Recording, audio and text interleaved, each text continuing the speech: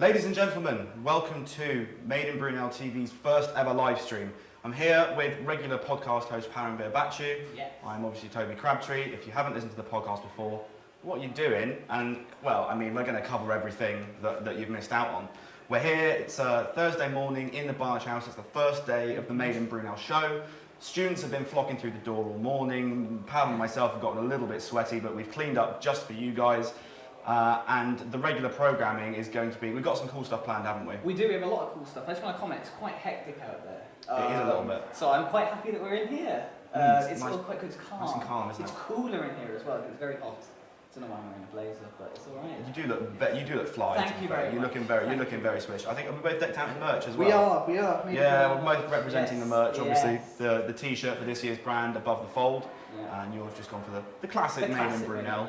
But no, as I said, we've got some excellent student programming. I mean, everyone's been affected by the coronavirus this year, so what we've tried to do with Made in Brunel TV, which is a Made in Brunel first, is bring you as much exposure of the student projects as we possibly can. We've got a series of student interviews scheduled this morning and going on into the afternoon. And after that, we'll have a few more light-hearted segments that we've had a little bit of fun with. So we hope you enjoy those as well. Speaking of Made in Brunel firsts, what is in front of us, Pat? What is in front of us is the Above the Fold book. Look at that. Then do the Above the Fold nice, book. Isn't it? There's two. It's two for the price of one. One each, yeah. And this, I believe, correct me if I'm wrong, is the first ever hand-finished Made in Brunel book? Yes, it is the first ever hand-finished Made in Brunel book. I've got to say, for this fold in the front. it's got to say, it's looking fantastic, and the whole team that helped put the book together, awesome job.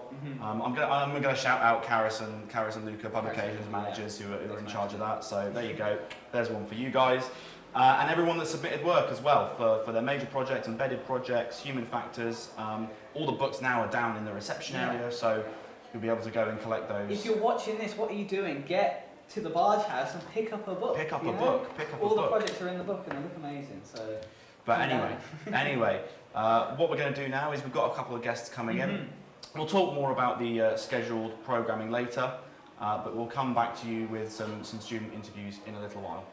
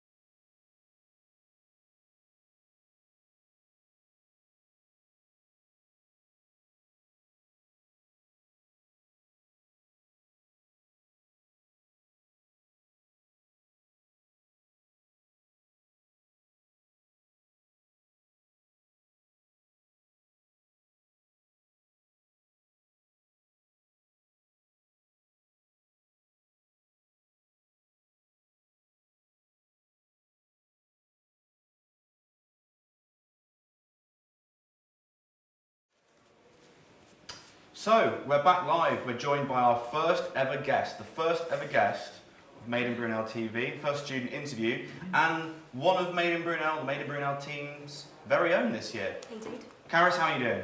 I'm doing great. Bit hot, but apart from that, loving life. How's setup been for you? Setup's been great. A bit frantic at the end. Lots of running up and downstairs. Yeah. Never have I run so fast downstairs. Especially when I heard these books were in, I was like, Zoom. Oh, we've already given the books a shout out. We've Yeah. already first hand finished everything. We've given it the works. My babies. We've really sold it. Amazing. Shout out for you guys as well. Yeah. Doing an excellent job with Blood, this. sweat and tears. But we were just saying as well originally. This room is like a little oasis of calm. It's very hubbub, very frantic, very hectic out there. But this room, it's a nice little chill zone. An oasis. Yeah, exactly. As it were. So you've got a little bit of time now Great. to talk about your major project, the work you've been doing this year. So this is your Go time. for This it. is your Take time it to away. shine. Dear. Wonderful. Okay, so on this lovely bit of a foam board, we have my photo of my major project. So my major project was a collaborative project with a card game company called Sust, and they create conversation card games. And so they wanted to branch out and address a new audience in a new field. So that's where I came in. And I discovered through research that there was a problem with loneliness in older adults. Over the age of 65, a lot of people are very lonely and they barely have conversations. Like they have conversations about once a week, mainly when they go to the shops. So I wanted to try to create a conversation card game that would encourage substantial conversation with older adults and make it a bit sort of intergenerational as well, because there is a big problem with younger people trying to talk to older people because they don't necessarily know what to talk about, and they forget that they're just people and they've lived a life as well. They just see that they're old and then they just assume that they have nothing relatable to talk about. Sure. So basically what we have here is, it's the format of the current Sus games but switched up a bit. So you've got a question that the person who's got the card can read, and then the person they're playing with can predict their answer, or the person who reads the card can reveal their answer, and then conversation ensues from that. So these three options are the ones you get to choose, and then the content was created to make sure that there was sort of an answer for everyone and everything could be relatable, and that substantial conversation can ensue from every answer. And so I played this game with 5 older adults. We played it by Zoom because of COVID, but it went really, really well. I ended up having 40-minute conversations with 3 cards, and it was great. I learned so much about the people who I was speaking to. They're all really interesting people, and it shows that it works. We also wanted to integrate mobility into the cards, because obviously when you play a card game it's sedentary. So we wanted to make sure that, because a lot of older adults struggle with mobility, so we wanted to provide an easy resource, as it were, so you don't have to use it whilst you're playing the game. But as a lot of older adults don't necessarily use technology, then they can have these cards as a resource. So they're like, oh, actually, I want to, stretch my legs a bit. I'll look at one of these cards, and then they can sort of do them. And they're all very simple. You've got three different instructions for the same exercise. So it just shows you how to lift up your arms or lift up your legs. Just a bit of inspiration for that. They're also supersized, so they're a lot larger. Go on, give us an idea. Give us an idea. Yeah, With so your they're hands. about Big this big. I box, should have small brought them box. with me. But yeah, they're about this big, and the text is older adult eye friendly. The size is quite big. Also, the color palette is approved for contrast, so there's a particular level of contrast that you need to achieve so that it can be visible by everyone pretty much, even if you're colorblind. So this navy and orange contrast is really good, and navy on white is a lot more visible to see than navy on black, or black on white rather. And so made some illustrations to make them look a bit more interesting and sort of to help maybe provoke an answer, give some inspiration, and yeah, very proud of them. I also have a little play accessory there to help with mobility to use the cards. Oh, okay. Yeah. I wanted to That's what touch that a little bit more on the, obviously it's a card game, so it's quite graphic heavy. Yes. It's obviously heavy on the Sure. graphic communication and the branding of this. Mm. You spoke about how it's aimed at a wide age range. Yes. Were there specific considerations that you went into catering for both the older generation and the younger generation? And as you touched on contrast, were there other things as well that you made sure you kind of did through Yeah, that? well, I definitely wanted to make them larger, because anyone can use a bigger card, but then it means it's visible to everyone. Yeah. And the content was created so that it was sort of universal. Everyone could have an answer, because as I said, even older people and younger people, they've all sort of shared very similar experiences just going through life. So I have 40 scenario questions, and then I have 10 mobility cards. So as I said, the mobility cards are like optional. So if you're a younger person, you don't have to use it, but it's just there as a resource for older people. So I just wanted to make the game as inclusive as possible, so that young people and older people can play. So it's about, I put 10 to 100 plus as the age range. So, so to include as many as possible. And for that substantial conversation, I think it would, that age range works quite well.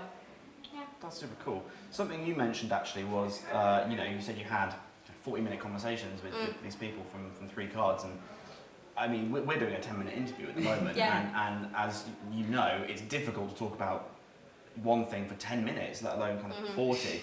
So I was just wondering if you could maybe give us an example of kind of how those conversations branched from the 3, because that was just struck me as something like that. So one card that I have is what do I believe in the most? And it says mythical beings, ghosts and aliens.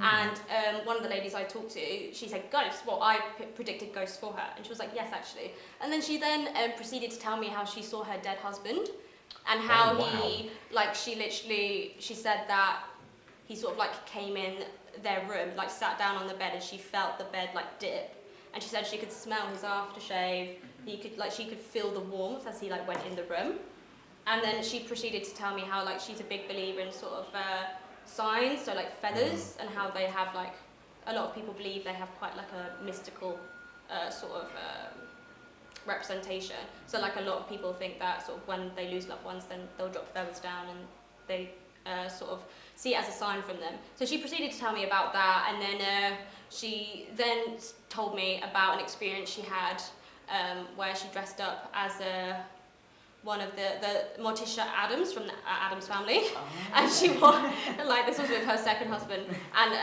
that's sort of like how it went. So it's sort of, you find something relatable and then you ask about something else, and then that's how it works. It just is to set the bar for the conversation, so then other conversation can progress from it. Yeah, so that was the most interesting one. I've got to apologise, you asked the question now, and I was thinking about that through half of it. My answer is aliens. Ah. Yes. Why aliens? What have you seen? There you go. We don't interview questions. We've got your cards. Yeah. Can we go and pinch them if we get stuck? 100%. Okay. Nice. Plan. We're in. Sorted. Yeah. Go on. Why aliens? Why aliens? Why aliens? I just don't believe in ghosts, and I believe they're mythical for a reason. So that's it. That's the most logical answer to like what fantasy being do you believe in that I've ever heard. But I feel like it was a leading question because it says mythical creatures. No, you what? So you don't believe in like centaurs? If they're called a mythical creature. Or like the Loch Ness Monster. Yeah. Yeti. Monster. I don't believe in Loch Ness Monster. Bigfoot. No, nothing. I mean, well, Tom's next door, to be fair. So. Oh, yeah. Oh, that was mean. Tom, if you're watching this in post, I'm really sorry. I had to say that one.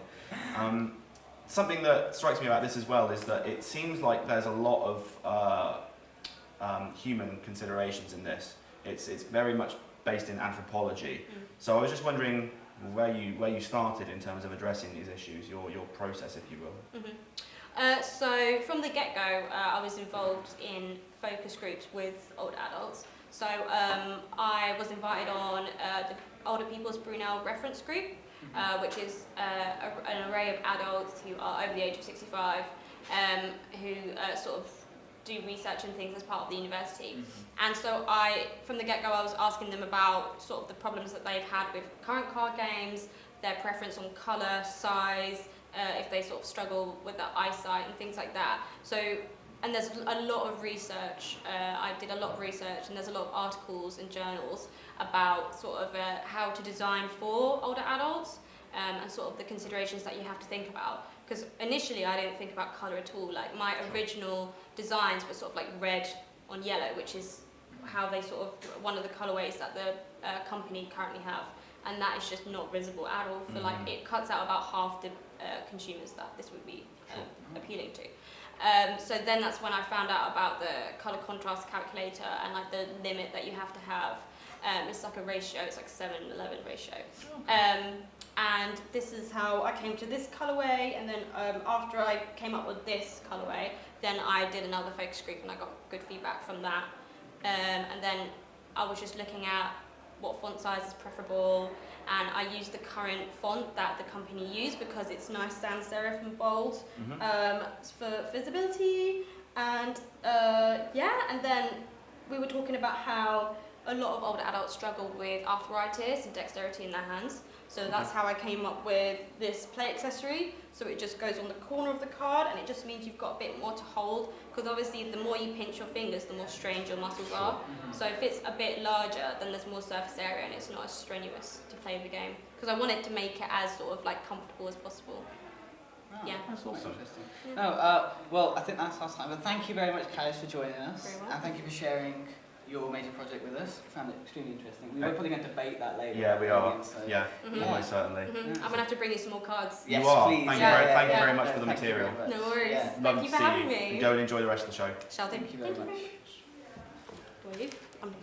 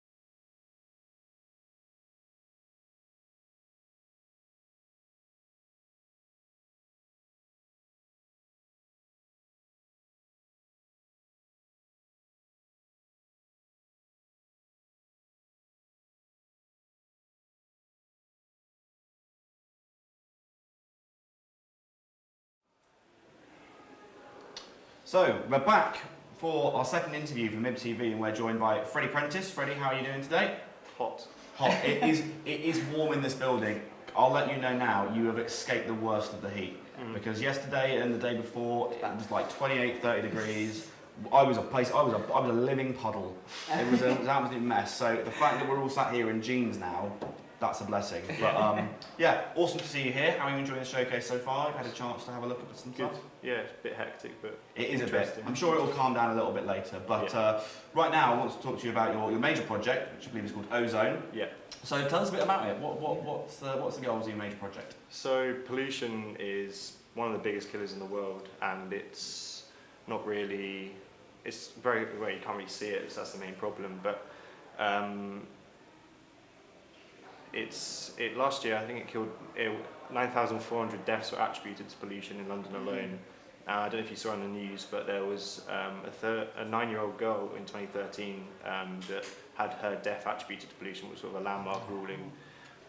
So there's like many different types of pollution. You've got sulfur dioxide, nitrogen dioxide, and particulate matter. And these affect you in many different ways. So they inflame your brain, they can inflame your lungs, and they also cause problems with your brain in terms of it causes the development of ADHD, autism, schizophrenia, and it can lead to early onset dementia, so cognitive development in children as well. So I designed a mask to sort of help reduce the impact of pollution. That's awesome. And is it right? Is it something that pertains to cyclists? Yeah. Specifically, is cycling something that you have a background interest in? Yeah, so I'm a cyclist myself, yeah. Oh, okay. And that's another thing, there's been a massive increase in the number of cyclists in London in the last 30 or so years. Since 1990, there's been a 170% increase in cyclists. And then since the start of the coronavirus pandemic as well, there's been a 200% increase in daily journeys. So it's an expanding market, and cyclists are 2 times more at risk to black carbon particles compared to pedestrians, which are uncombusted fossil fuels. So they're far more at risk of inhaling harmful pollution. That's really cool. So this is a replaceable filter, is it? Yeah, so it's a nose-only mask, which means that the user's mouth is exposed. Oh, okay. Which sounds silly, but it's for a number of reasons. So practically, it means they can communicate on the road, and they can refuel, which is an important part of cycling. But also biologically, breathing through your nose increases your red blood cells and also the capacity of your lungs, and it also means you can increases your perceived exertion by 60%, so you can potentially work a lot harder for a lot longer as well. It's very important when you're cycling. Yeah.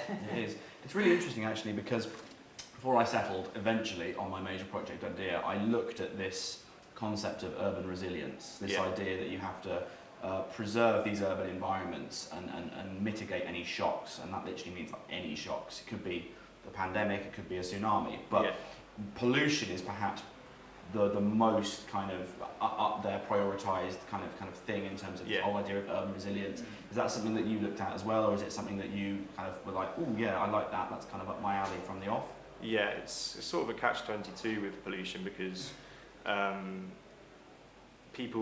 to encourage people to cycle, there's a lot of worries about pollution and sort of safety, but equally, if people don't cycle, then they contribute more to pollution as well, so it's sort of, you can't win with it. So in trying to encourage people to cycle through a pollution mask should help reduce pollution in turn.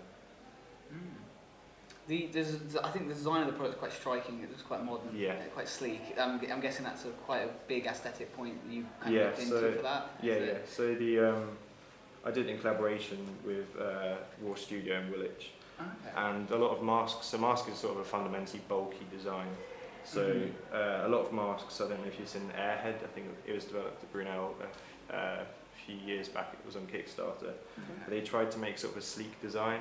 And with a mask, it's quite hard to do that. So this was trying to sort of embrace like the Darth Vader-like design of the mask, rather than hide behind it, because it's equally it's very hard with a cyclist. There's like a lot of obstacles in my face. So you've got like a cyclist glasses and a cyclist helmet. So it sort of had to work around that as well. And I mean, we've really said, you focused on cyclists. Is there potential for this to be for everybody? And potentially, obviously, different sports as well. Or? Yeah, we were looking at the potential of sort of using it in workshops as well, because having like a mask on, it's one of the main reasons as well is that by not covering your mouth, it's more compatible with glasses. So I don't know if you're in the workshop and you have like a dust mask on, your like safety glasses start to steam up. So by not covering the mouth, which is sort of the main producer of moisture, then it means that it's a lot more compatible with glasses as well. Okay. That's awesome. Yeah. Kav talked a little bit about the aesthetics, but talk to me about kind of the practical manufacturability. That's one of Tim Minton's favourite words. The manufacturability of the mask, the product a little bit. Yeah, so the mask comes flat packed because it's intended for sort of a person that's always on the move. So they're not going to be at home to receive a parcel. So the mask is flat packs down and it can fit through someone's letterbox. So it's just 3D printed out some ABS, and then it sort of folds together in 3 main sections: the wing, the base, and then the filter cover as well. And then the filters slide into position, and the filters come on a subscription service. So you basically will never run out of filters, because that's the main problem. That's a big problem with masks at the moment, is that they don't sort of account for the price of filters, replacement filters, which is like a big cost. So you've got a little bit of a product system service kind of thing going on here, which is, I know, quite it's quite a trendy thing almost. Everyone, like, there always seems to be some service aspect to a lot of products on the market now. Again, was that something that evolved, or something that you were looking at from the off? I think it was more of an evolve through evolution. I think. Evolution through talks to my major project tutor, because the co-innovate partner didn't want to make it too like heavily app based, but I did produce an app that sort of do you know what Strava is? It's a fitness tracker. It utilises Strava to sort of make a heat map of where you're travelling most, and it can predict sort of what pollution you're most exposed to, and then subsequently tell you what filters are most suitable, because the very varied scope of pollution means that like different filters are suitable for different pollution. That's quite cool. I quite like the fact that it is flat packed, because people cycle to work and then you can put it away in your bag, which is quite nice. But no, thank you very much for being on, Freddie. We appreciate it. Thank you for sharing your major project. We hope that we enjoyed it. Yeah, and very topical as well. Yeah. So thank you very much. Enjoy the show. Yeah. And yeah, I think that's us wrapped up. We will return in a bit.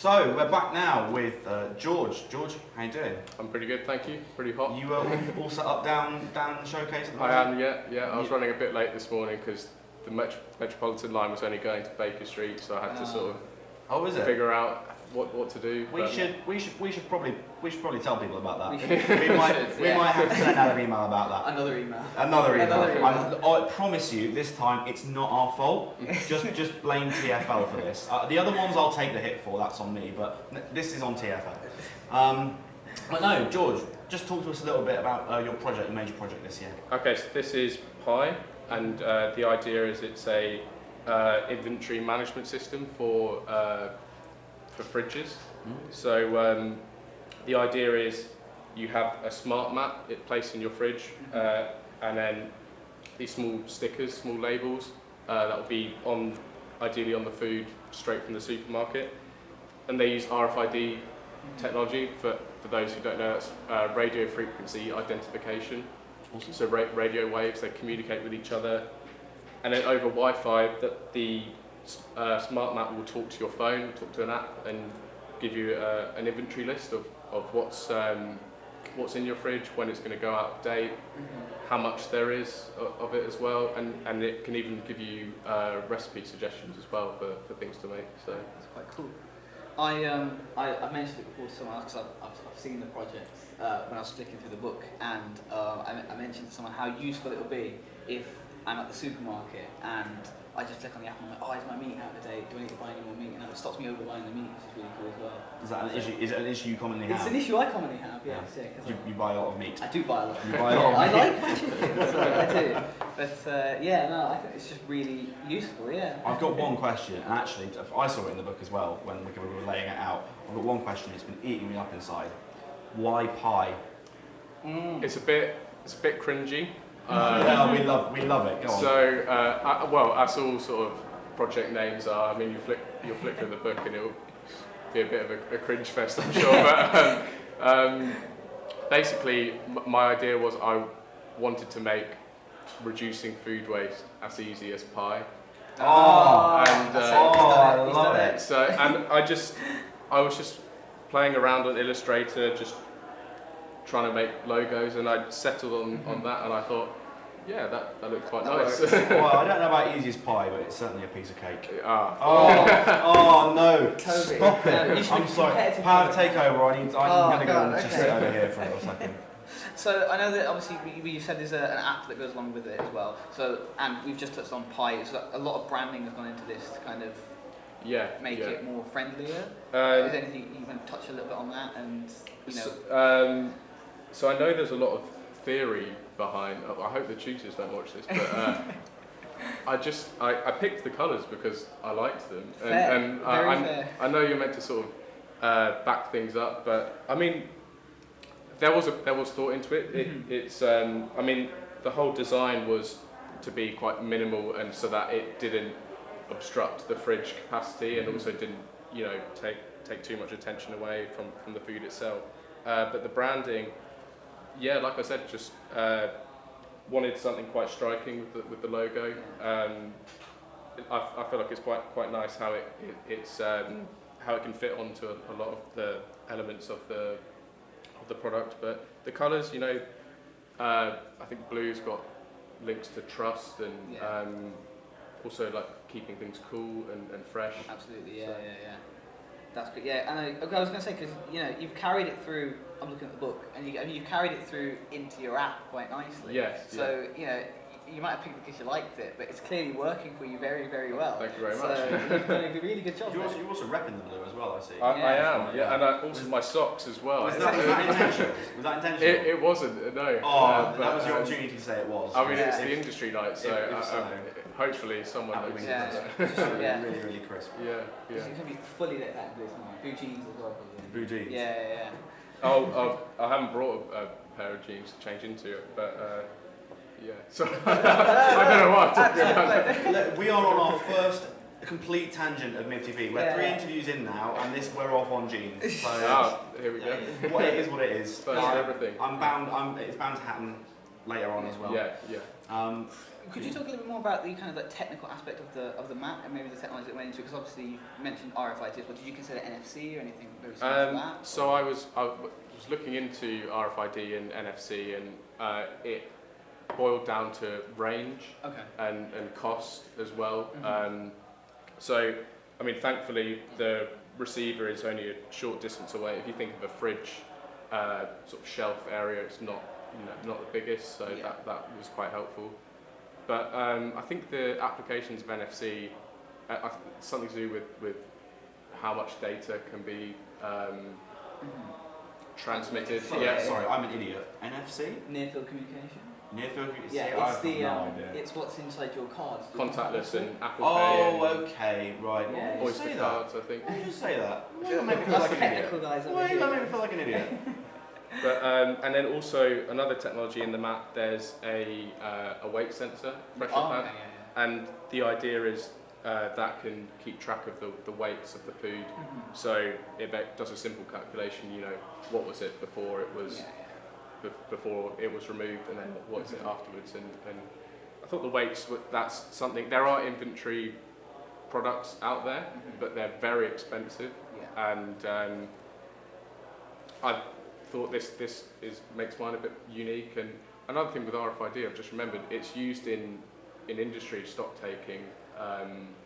You know, it's been used for decades, and it's fast, accurate, and that's why I wanted to. It works for industry. It can work for consumers as well. So you found a gap in the market of I want to make it cheaper, and you kind of nailed that one. Yeah, that's the idea.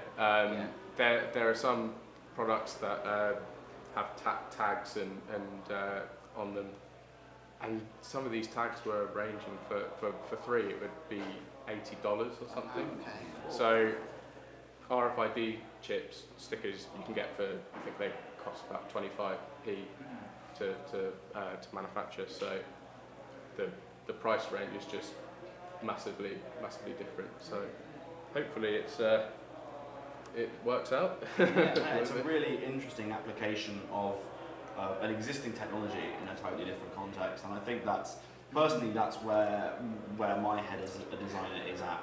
Yes. Rather than trying to, I'm not that smart basically, so I can't come up with something from scratch. But what I do like to do is I kind of look at some things that might cross over and could be applicable in different industries, and see if I can get an interesting outcome. You mentioned, hopefully it works out. Have you got any kind of plans in place to maybe looking at developing it further at all? Or? Not really too sure, to be honest. Just see how the future holds, really. See what the future holds even. It would be nice.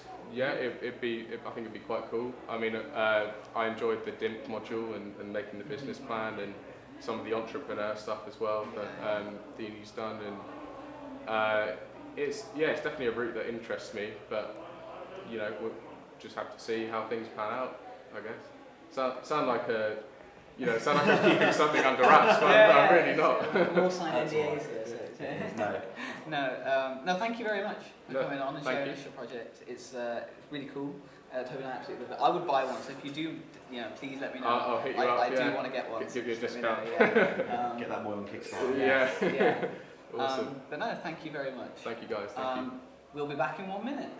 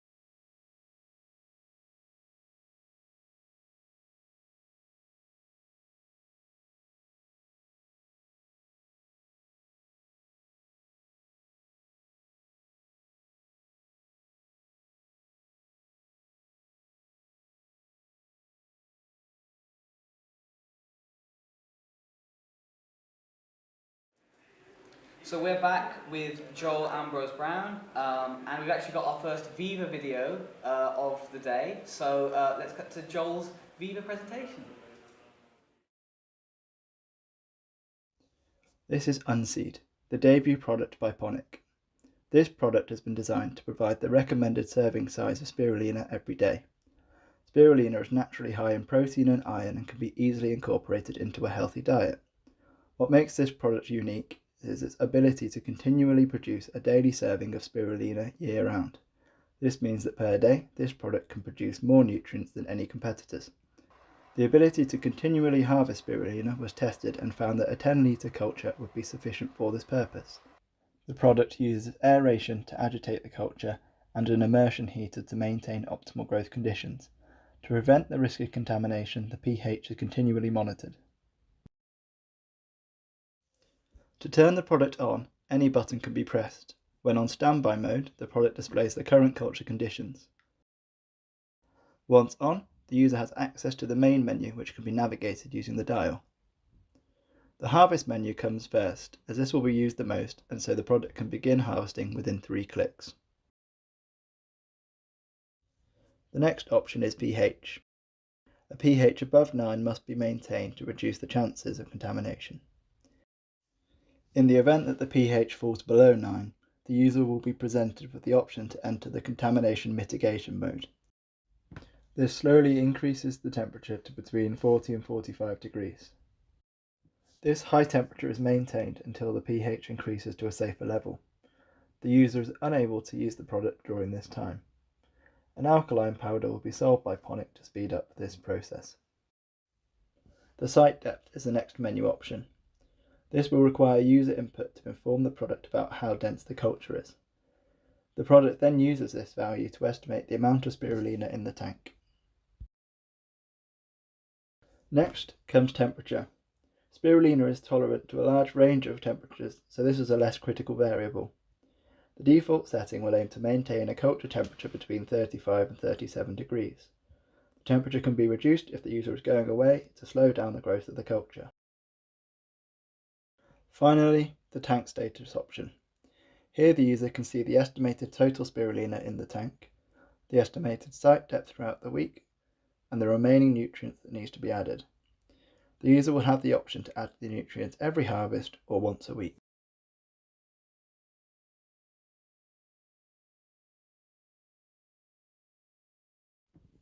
The harvesting process has been designed to be as simple as possible. The user selects the harvesting menu option and then selects the amount of spirulina that they wish to harvest. The system then circulates the culture through the filter.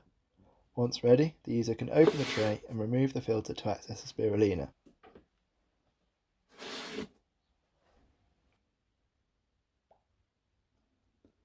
Following this, the user has the option to add nutrients.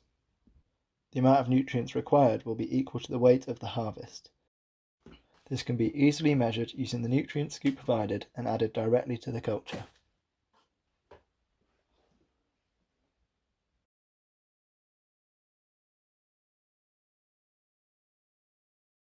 The site depth is the measure of culture density. It is measured by lowering a Secchi disc into the culture and assessing the depth at which the disc is no longer visible. In my testing, a small jar was used and the mass of culture was measured. This mass of culture was then converted into volume and divided by the internal diameter of the jar to give the site depth. To prevent the user from having to do this, a Secchi ruler was designed.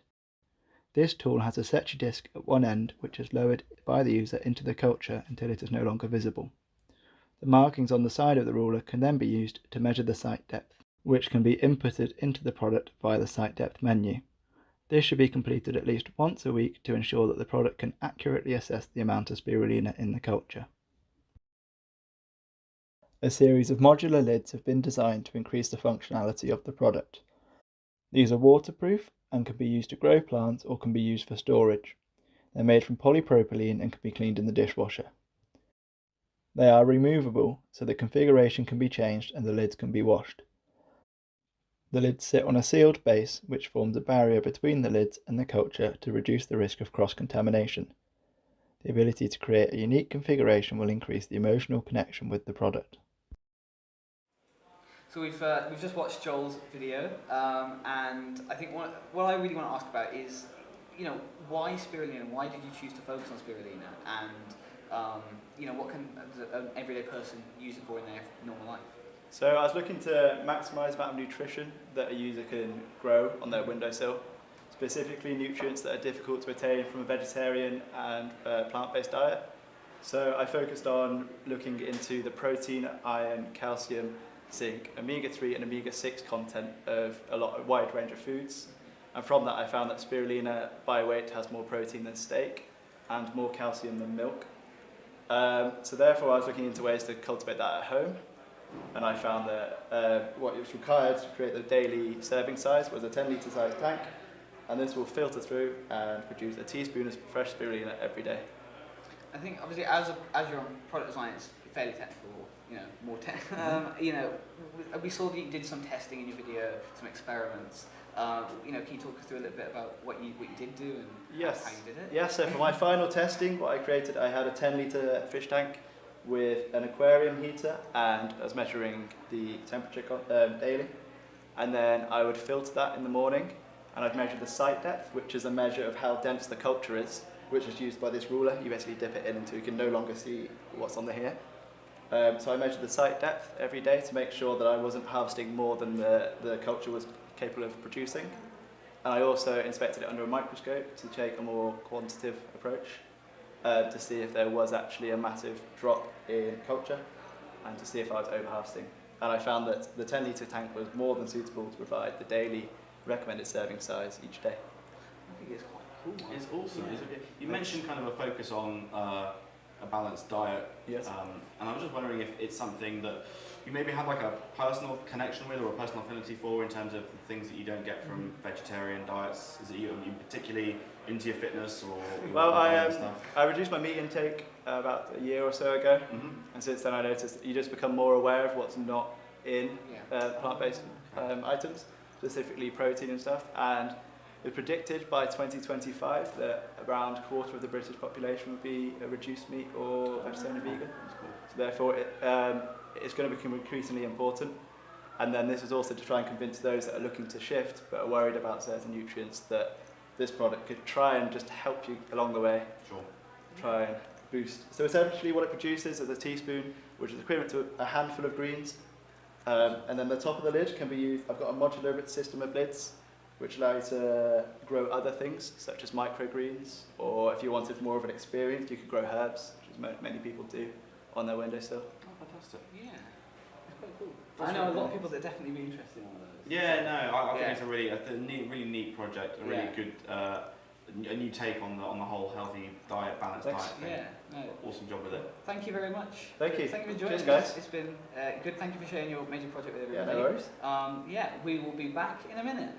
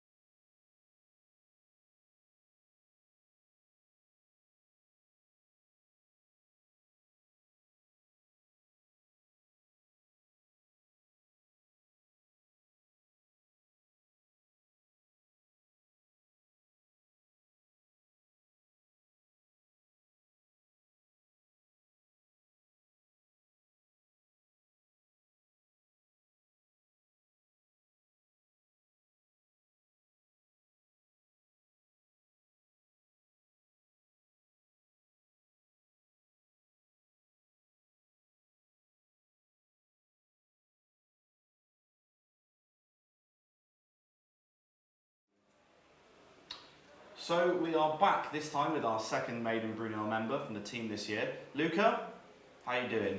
I'm good. It's good to be here. How are you Feeling guys? a little calmer? Well, a bit of running around, so a little breathless. Still running around. What have you been doing? What have you been up to? I was on reception. It was pretty fun. Now we've got that flowing really smoothly. Set up all the books down there as well, right before it started. Yeah, I don't know if you noticed this, but we've got these books here. Completely different design. Wait, that's not the right Did one. you send in a different cover last minute? Yes. But no, yeah, we've already spoken to Caris about this earlier. Oh. They look incredible. Thank you. But no, Maiden Brunel aside, we've got a couple of minutes now, more than a couple, to talk about your major project this year. Fantastic. Hit me with it. Take it What's away. it about?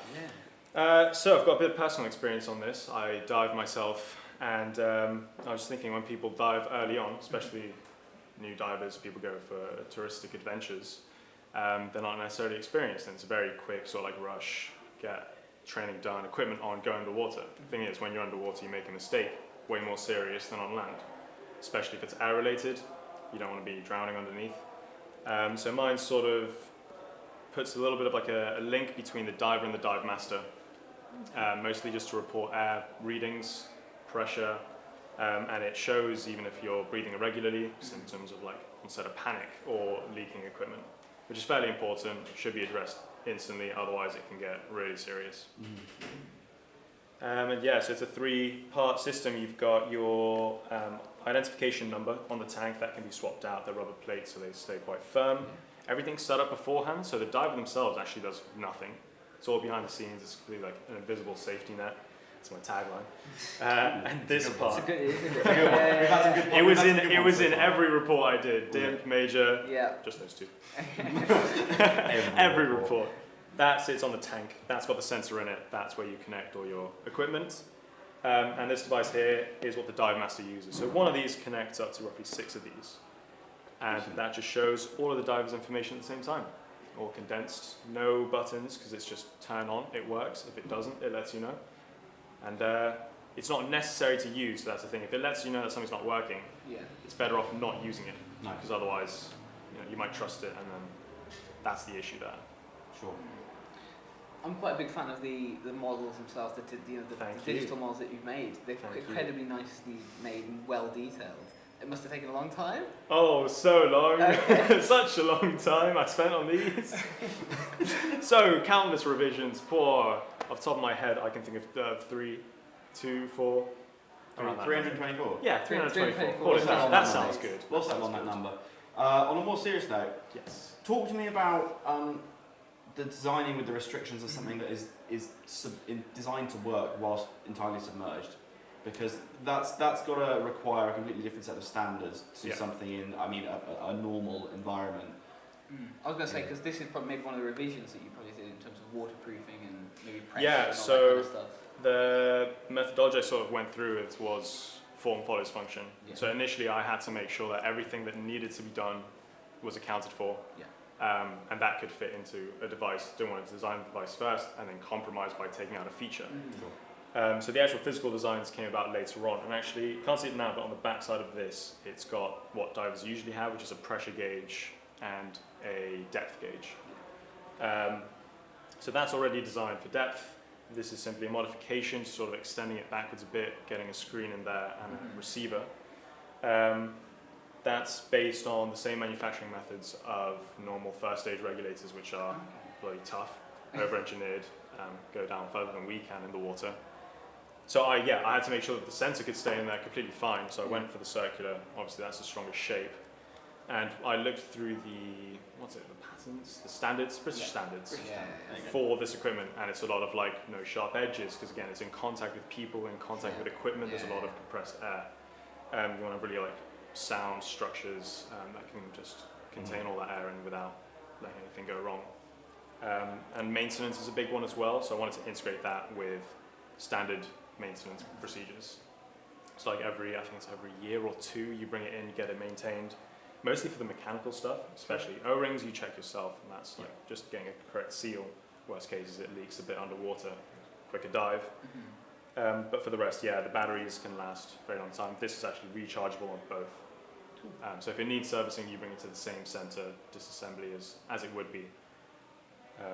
This one doesn't really need the maintenance. This is completely passive, just a strap around the tank. So, Yeah. yeah. But necessary nonetheless.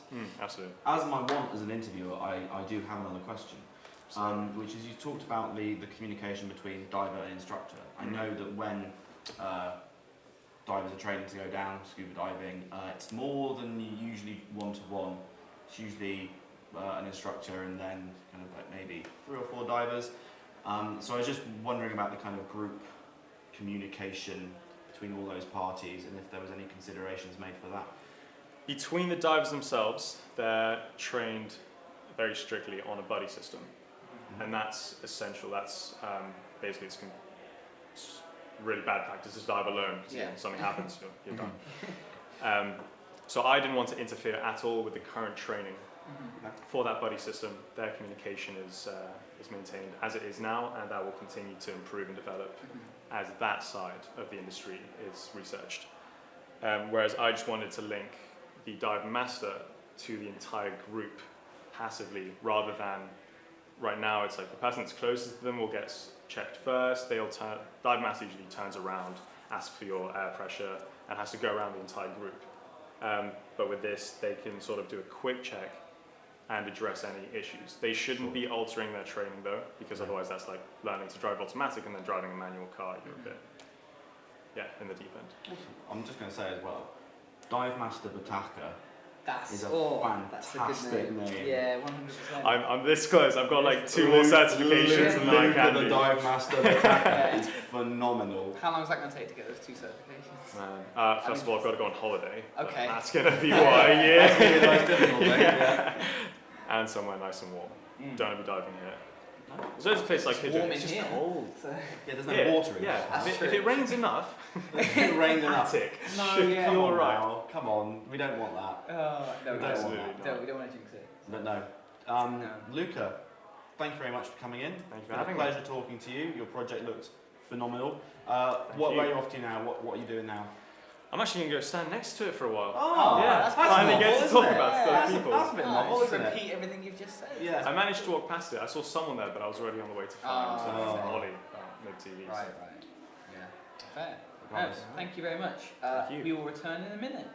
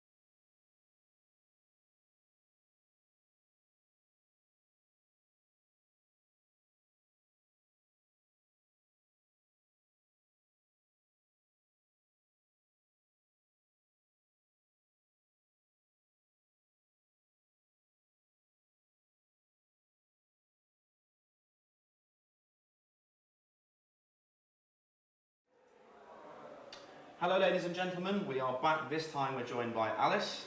How are you doing, Alice? I'm good. Long time no It's see. warm. It is warm. It's really I hot. think I'm going to start like a bingo little checklist Yeah. of interviewers, and they've it's, said. yeah, it's warm, or it's too warm, or I'm sweating buckets. Yeah. We're at 5 now, if you count me. Yeah, Yeah. you included. Yeah, me included. we're at But 5 no, now, how was it getting to the show this morning? It was alright. I came from Salisbury yesterday, so my robot had a bit of Got to give you a little fist bump for Salisbury. There you go. Hell We're yeah. in. had a bit of wear and tear. Bit of wear and Oh. tear. A bit of wear and tear. Some of the motors are having a bit of issue today, but 2 of them are doing great. Okay, so talk to us about your robot. Yeah, so this is my robot. I looked into robotic surgery and I actually saw that there was like a lack in the teaching aspects. This is actually a teaching robot for medical students learning robotic surgery. Bit of a tongue twister that, but yeah, so it's got like a sensor at the pincers kind of area, and it's got 5 motors that just change the different joints. And I worked on Arduino using CSS and Arduino IDE, but yeah, no, it's really great. It works, which is relieving. But yeah. So is it just kind of designed to be as holistic as possible in terms of it's not dedicated towards one specific type of surgery? It's designed to be a few, it's designed so they can operate on a few different That would be areas. the aim, That would be the aim. but I currently just looked at orthopedic surgery just on knee. So Yeah. I kind of got reference from my godfather who had knee surgery from a robot, and I was like, this is so cool. Yeah. Yeah, he got it from the Da Vinci robot, which is £1 million. Wow. So I was What's the Da Vinci robot? Oh, it's this massive robot. It's got like arms coming down, little pincers, and it's like one's a camera, one's like doing the Are tweaking. you sure you're not describing like the alien? I mean, it from looks very Alien? similar. Yeah, that's what I'm getting. But no, we were putting together the book actually and putting all the images in. And I mean, a few people thought it was a CAD model when we were putting the pictures in. And then when I explained to them that it was actually a real model, Yeah. they were somehow more amazed. Oh, It is that's sweet. probably one of the most complicated models I've seen this year. But I hear, a little birdie tells me, Ooh. there was a little bit of a mishap Yeah. with it. Yeah, and right a after the video. four-legged friend. Tell us what Four-legged happened. friend. Tell Yeah, us what happened. that was also one of the issues. Is right after the video, luckily, for Major, my cat knocked it off the table while I was filming it on, and it went down, and I was like, oh gosh, in the other room, what is that? Saw my robot like splattered everywhere. So yeah, that's why I've got a soldering iron with me today, some super glue, trying to fix it. Yeah, I always carry a soldering iron with me. Oh, that's I don't know no, about I'm asking. in your trousers. you. Yes. Oh, okay. Yeah. Just bam, right there. And a Where are you screwdriver. gonna plug it in? Doesn't matter. I've got Oh, one. okay. I'll find, Find a way. if I've got a soldering iron with me, I'm sure I can stretch to a plug socket Yeah, somewhere. It's yeah, not a problem. yeah. But It's an extension I- lead, like dragging out your leg, out your trousers. I think that, with us all being at home this year, creating a model is even more impressive. So It's hard in the room. Yeah, no, my main question would be why, and then the second question is how. So, I like to make my life difficult. okay, And this is what I was talking to Federico about. right. Absolute sweetheart. But he was just like, why? Oh, he was like, why as well? Yeah, and okay. he wasn't even my supervisor. He was just like, Alice, don't do it. I was like, I want to do it. I want to make my life difficult. Personally, I'm not great at CAD.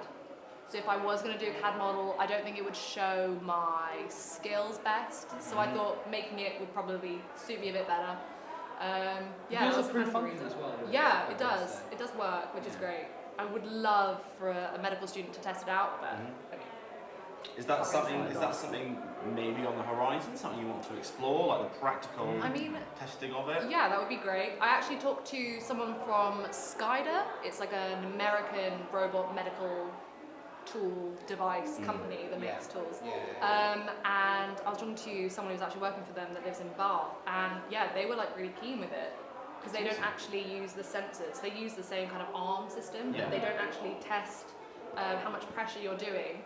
So that actually the sensor itself will test where on the knee or arm or part of the body you're reaching. So the more pressure, ideally, the pincers would be doing would be the knee. Sure. And then less pressure would be more a fatty area or muscle area. And then this is linked to a computer on a graph, and it will actually, with some of my coding, just tell you what part of the knee you've reached. just gives it a bit more feedback, which is great. It's really cool. It's really exciting that people have expressed kind of like an interest towards it and clearly seen like a practical application of it. However, you need a better name for it because learning robotics in medicine is neither catchy nor easy to say. I did nickname it Stevie. Stevie. Yeah. If you. Oh wait, no, hang on. No. Come on. Wait. Toby. Stevie. Yeah. Stevie Nicks. Nick is another name for a cut. It's a robot for surgery. Come That's on. a bit of a That stretch. Off the dome. No. Off the dome. I think that's pretty That's good. where No. my brain went. The best one you've done so far is, piece of cake. Piece of cake. Yeah. Yeah. Well, Someone there's make a cake? nothing else. We could be. Or might be. Just stick around. You'll have to see. I will be taste testing. But yeah, we've got ice cream downstairs as well, so be sure to check that out Taste too. Yes. test of that. We need to try that. We need to try that Yeah, first. yeah. We get first dibs on that one. Shall I introduce it with the robot, put the ice cream in there, That'd be good. start feeding You it? know what? I'll put you in contact with Brad. I'm sure Yeah. we can sort something out. Yeah. But yeah, Alice, thank you very much for your time. No Thank you worries, for coming thank in. you. Your project is incredible. We Your hope you model fix it. is fantastic. We hope Come it and we see hope me it lasts the later. duration of the show. Yeah. Maybe we'll put some red tape around Oh, it yeah. just in case. Don't touch it. Don't touch No, I want people to touch it though. There's little joysticks, some buttons. Yeah. Go for In it. which case, touch a little bit. in Yeah. brackets. Touch a little bit. Just only touch this bit. But anyway, thank you very much. Thank you. And we will be back in 1 second.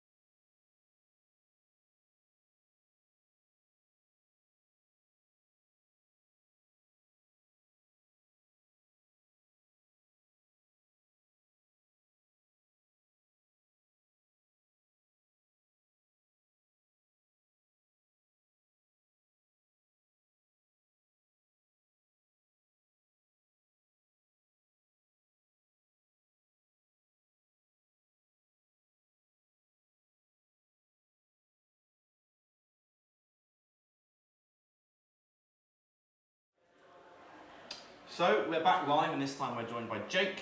Jake, how's it going? Yeah, not too bad. Long time no see. How you been? Yeah, not too bad. How have you been up to?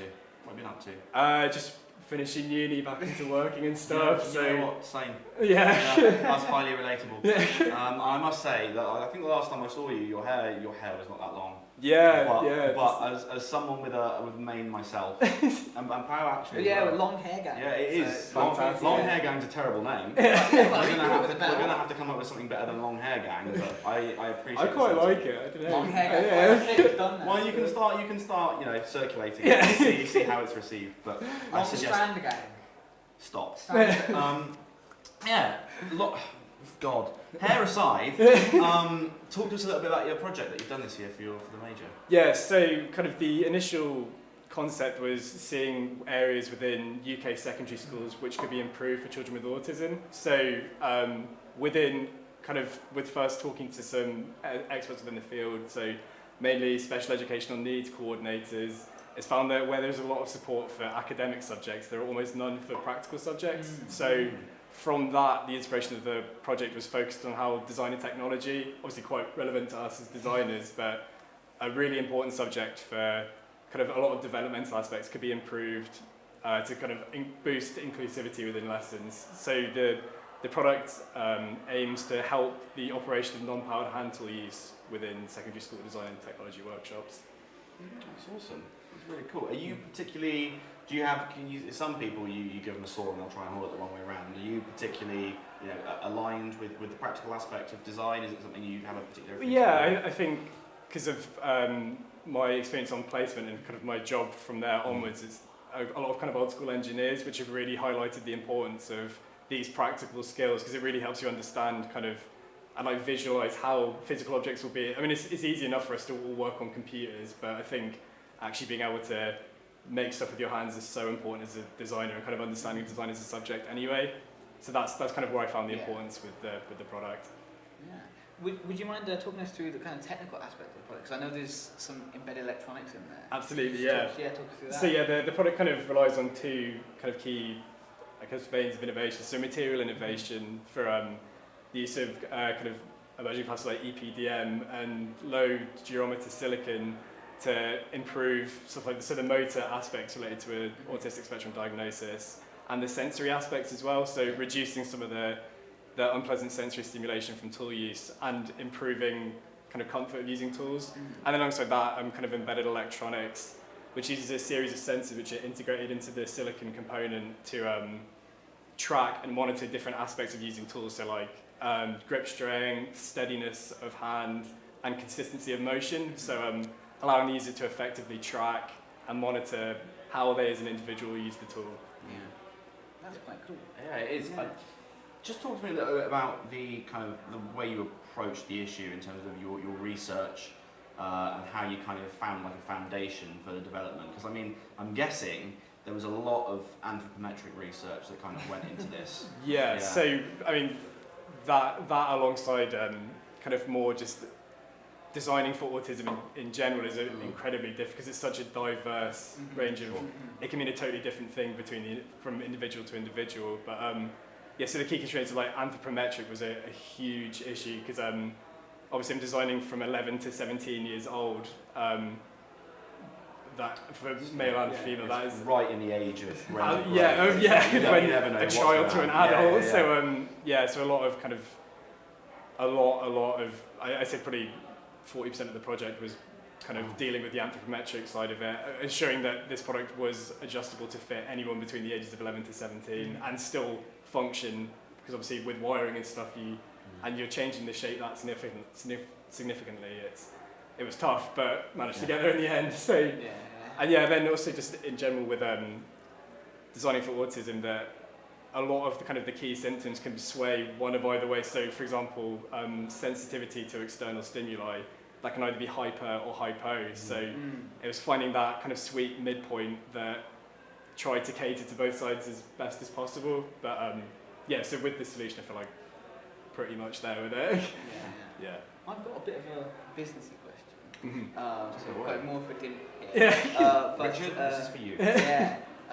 But is this the kind of thing where you would market it to the schools, or is this the kind of thing where you'd market to an organisation that would then provide it to the schools? So kind of getting into the business model. I'm just curious, because it's very cool. So I kind of envisioned it as two separate, because obviously I saw this product being primarily used within design and technology workshops, but there are obviously exterior places, like for example in a home workshop. So I kind of envisioned two veins of payment. So either like a subscription service, which would be delivered to schools, or as an individual one-off payment where you just kind of get the product itself. But obviously then when selling to schools, it's a whole other kind of kettle of fish with issues such as cost, durability and stuff. So there are a lot of factors within this to kind of make sure that the product was suitable, not only for the direct user group, like the child, but also the indirect user group, which almost had as many needs as the child themselves. Yeah,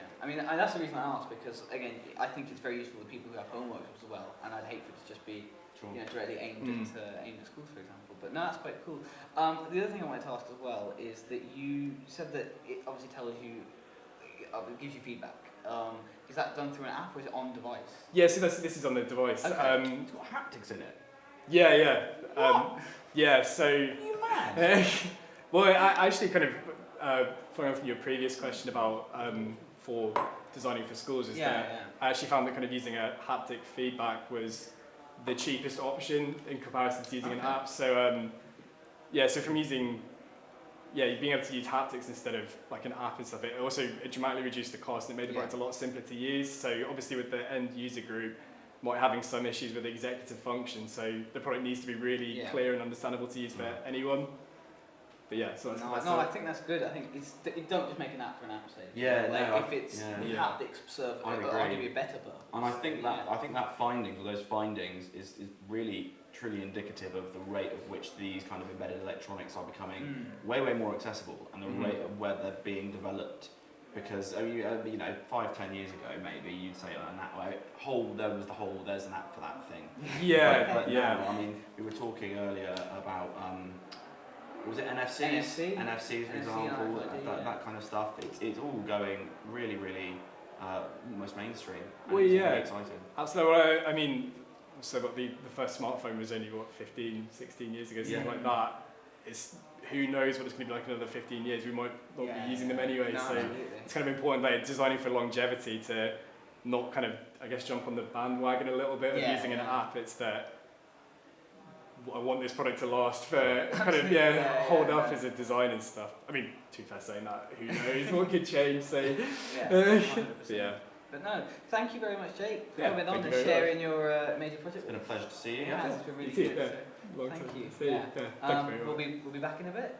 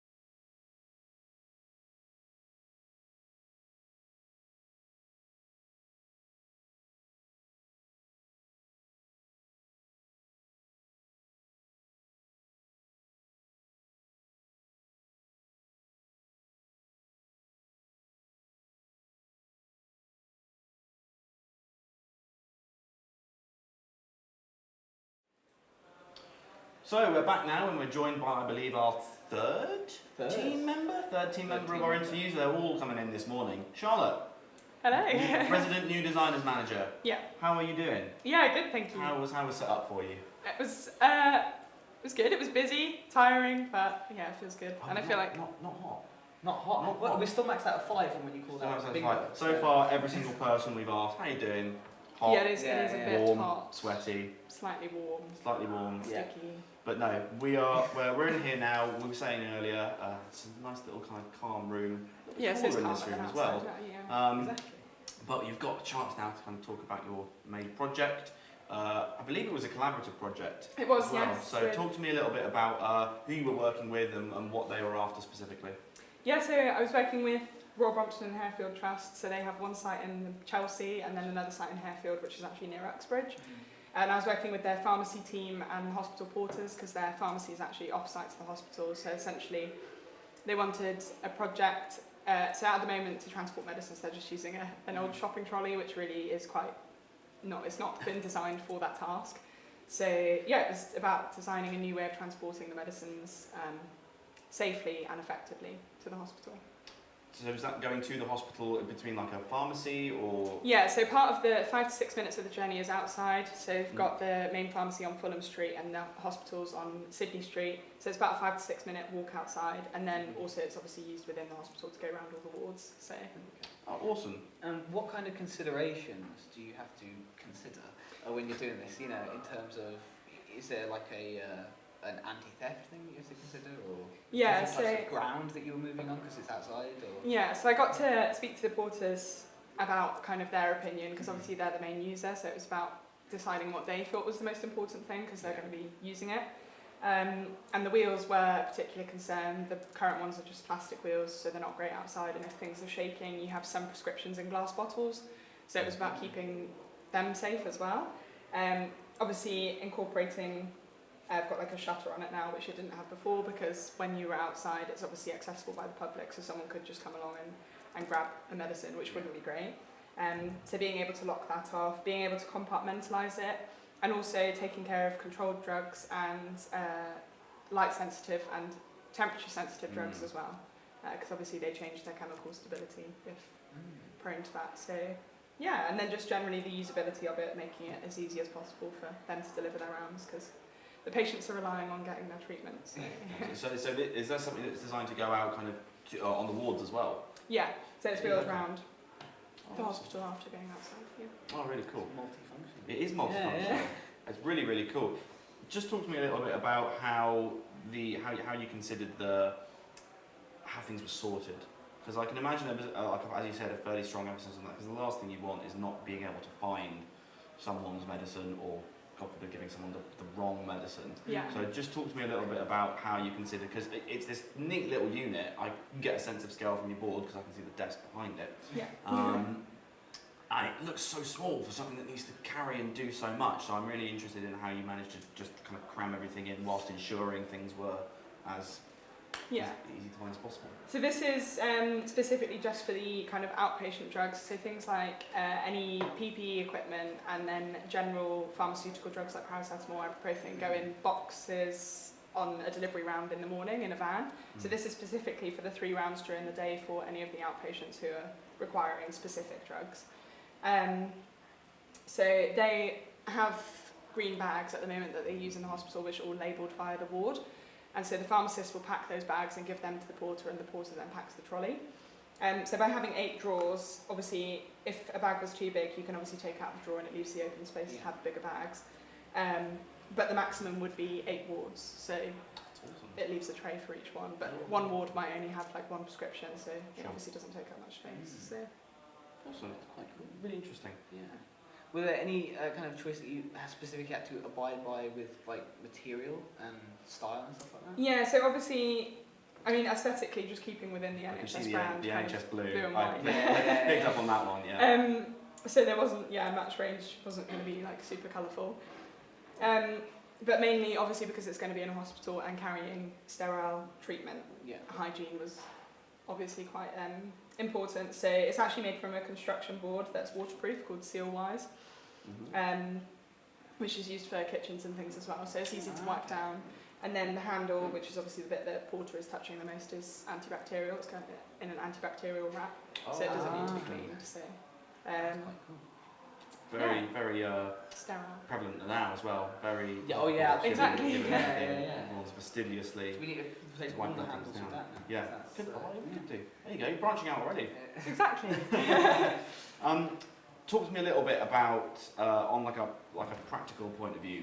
Like, where did you start with? Because you've spoken a lot about the research, the user research, which is key, because then you can prioritise. Talk to me about your ideation, basically. Where did you start? What kind of things were you thinking? Was it always trolley form? Did it serve any other forms? I had thought originally, when I kind of applied for the brief, I had kind of said, you know, we could look at, it was described as a method of transport, it didn't have to be a trolley, and just because it's a trolley at the moment, Sure. does it have to be? But essentially a kind of rucksack or something to be carried, you've got more chance of something dropping, and obviously if it falls it could be broken or destabilised. Yeah. So a trolley kind of ended up being the best way to go forwards anyway. I did look into having, I forget what they're called now, but the 3 wheels so you can go upstairs. But there is, Yeah. you know the ones I mean? Yeah. There is a goods lift in the hospital and there's separate goods lift to patient lift. So they would always have a lift they were able to use anyway. So it just wouldn't be deemed safe to go up the stairs anyway. And again, we also looked at having 3 wheels compared to 4 for the manoeuvrability. But again, the stability of a 3-wheeler is not safe for the drugs. So yeah, we kind of ended up going away from a trolley and coming back to a trolley. But Yeah. There's a reason the Reliant Robin wasn't particularly popular. yeah, it didn't stay around. Yeah, the last thing you'd want is someone going around a corner too quickly and stacking it. Yeah. But no, really, really fun, really interesting project. You've done a great job with it. And I think it's definitely a case of kind of the function of it really, really standing out and being as optimised as possible. And that's what shines through. And So- I think the fact that, you know, having the link with the hospital and actually consulting people that are extremely knowledgeable about it is really helpful as well. So. Absolutely. I was going to say, I definitely learned a lot. And it was nice to feel like, especially with the COVID situation, working from home and feeling quite like independent, I felt like I had the kind of connection the whole way through because I was That's great to designing hear. for someone. Yeah. Yeah, that was great to hear. Yeah. But no, thank you very much, Charlotte, for Thank you. joining us. We really appreciate you sharing your major project with everybody. Yeah, we'll be back in 1 minute.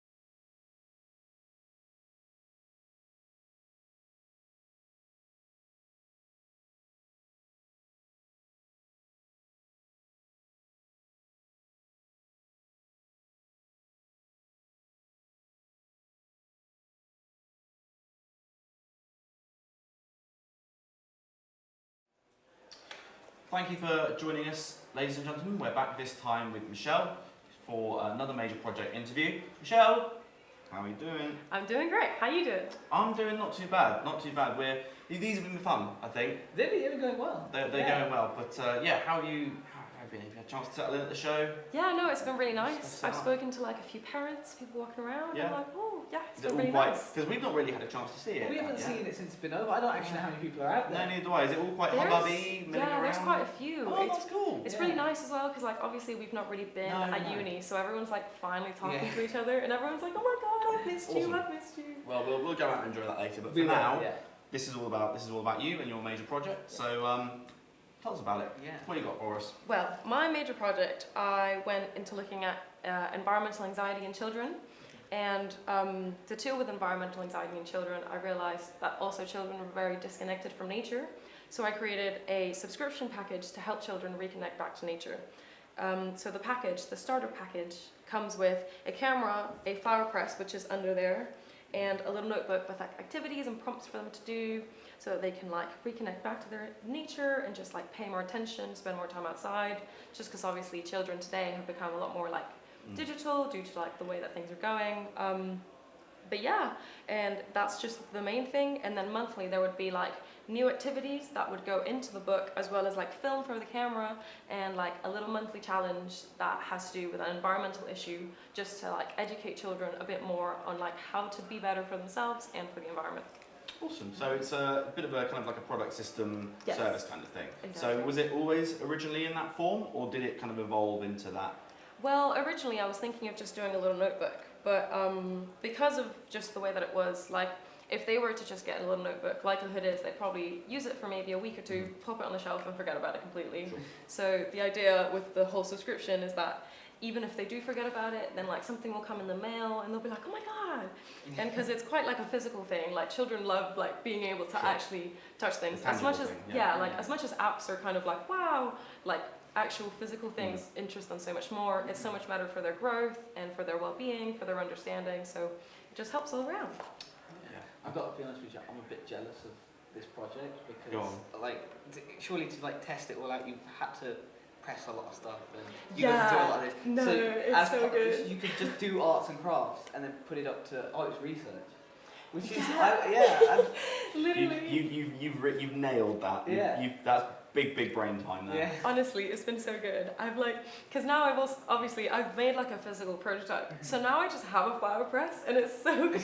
That is really cool. And I think you're spot on with the whole the distinction between the physical, tangible thing and apps and stuff. I know a lot of people with young kids, and they'll be always like, oh, you can go on the iPad for an hour, and then it's 2 hours, and it's 3 hours and stuff, and they're just absorbed in this thing. Even the kids like 5 or 6.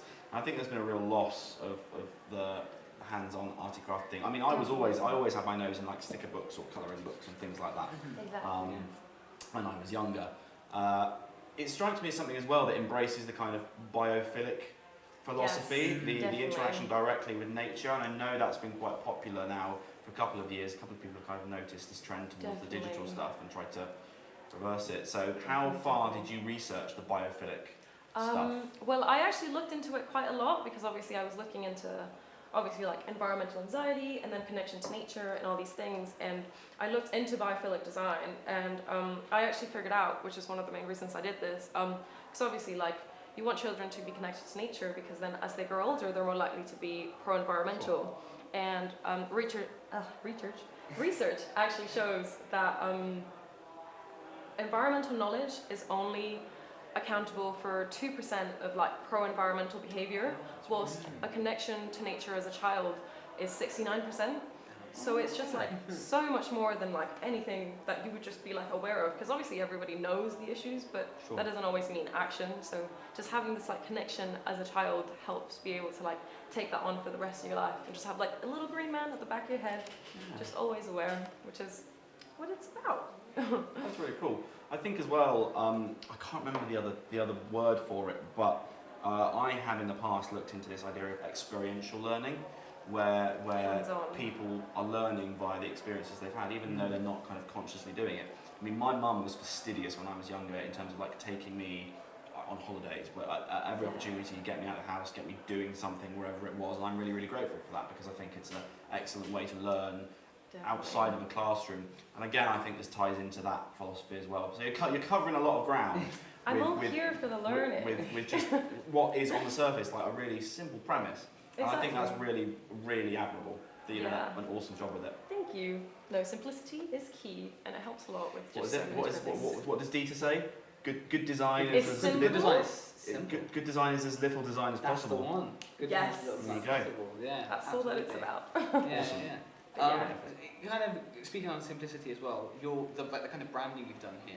It's in Could you talk a little bit through that because it looks quite like a Oh my symbol, god, but like yes, I'd love a to. pastel color. Yes. Right. When you ask it I'm soon. down for a branding question all the time. Yeah. So, I don't know if you can... Ooh.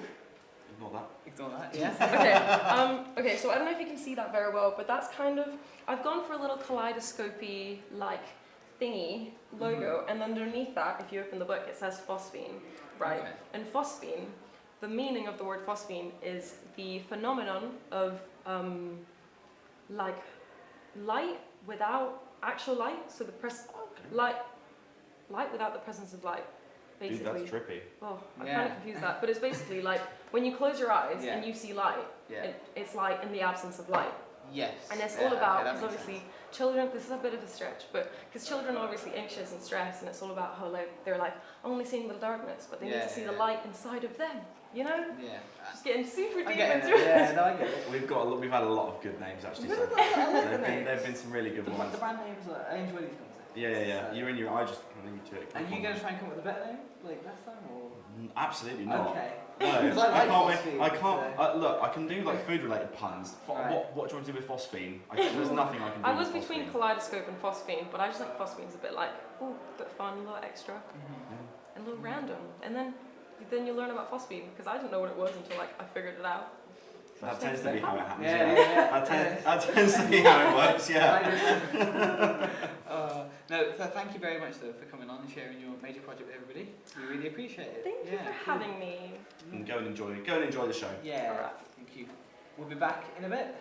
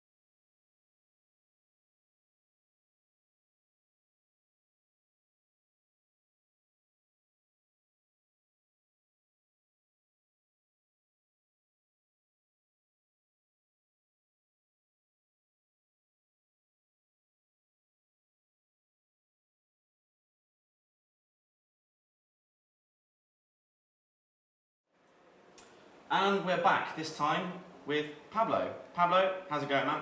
Really good actually. Everyone, it's really exciting to see everyone again and like Yep. see all their projects, and yeah, I've really everyone's done a really good job, to be honest. Yeah. How have you settled in? You're all kind of set up with your stand. You're all. Yeah. It's quite nice. Like it feels like really professional compared to like anything else I've actually done before. Hey, that's pretty good. That's good. We'll You must pass it feel on. good. As events manager, you should I feel don't know if you're after something, because if you are, that's the way to do it. Maybe you know. That's the way to do it. Keep on that track. But no, this isn't about the event. This is about your major project. We've got about 10 minutes now just to have a little chat and tell people about what you've been up to this year. So I started off. So I have a really like big passion about like conserving the environment and stuff. So I started off like looking into issues that were affecting, well, yeah, just the environment. Like, what are the biggest things that are damaging our climate's future and all these things.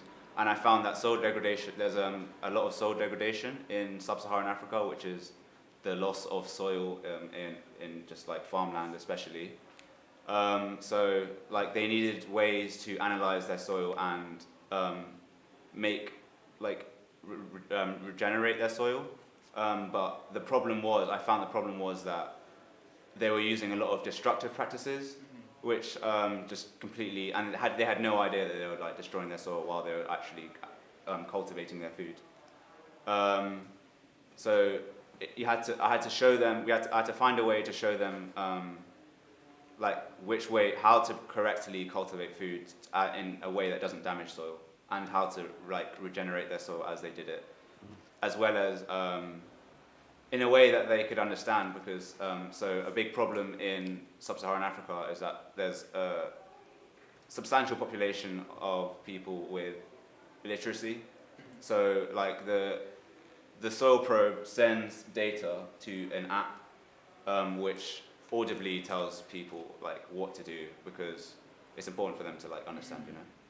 And yeah. That's really cool. That's really cool. This is actually interesting because I saw an image on the other day. I saw an image on the internet the other day, and it was a big kind of wad of turf, like really like as high as that board is up there. Yeah. And it was showing the difference between the roots of kind of natural prairie grass and the roots of kind of commercially farmed crops, which have, you know, for all intents and purposes, been really, really optimized for, you know, to meet the food requirements of the ever-growing population. And it showed how these roots are really shallow, the prairie grass is really deep, and how if you have those shallow roots, you basically just kind of create a dust bowl. Exactly. Like and roots. I was just wondering if there was kind of any influence from looking at the natural kind of protection for the soil in the advice given from your product. To be honest with you, there wasn't a lot of inspiration just from like that stuff. Like there was a focus on making sure that it didn't damage, like take away too much soil when it did it. So like the way this is like a microscopic system, so that it's designed so that once you do take in the soil and analyze it, you can put it back in, just to make sure you don't take anything away, you know. And because it's like instead of dragging across, it goes straight down to like break up less roots. So I guess in a way, it was influenced by that actually. Can you give us an idea quickly of scale, of size? Yeah. So yay big. This would be like around that big. Okay, cool. Yeah. So you carry it like that, like with your hand, little finger. Awesome. So a big thing about this was that kids, it's designed so adults would use it to analyze their soil, but kids would use it to explore their environment. Sure. So they'd learn about soil, and all the information would go to the app, and they could learn it right like that through games and like AR, like with their phones, because a lot of although not a lot of them have access to Wi-Fi, but loads of them have access to phones. Yeah.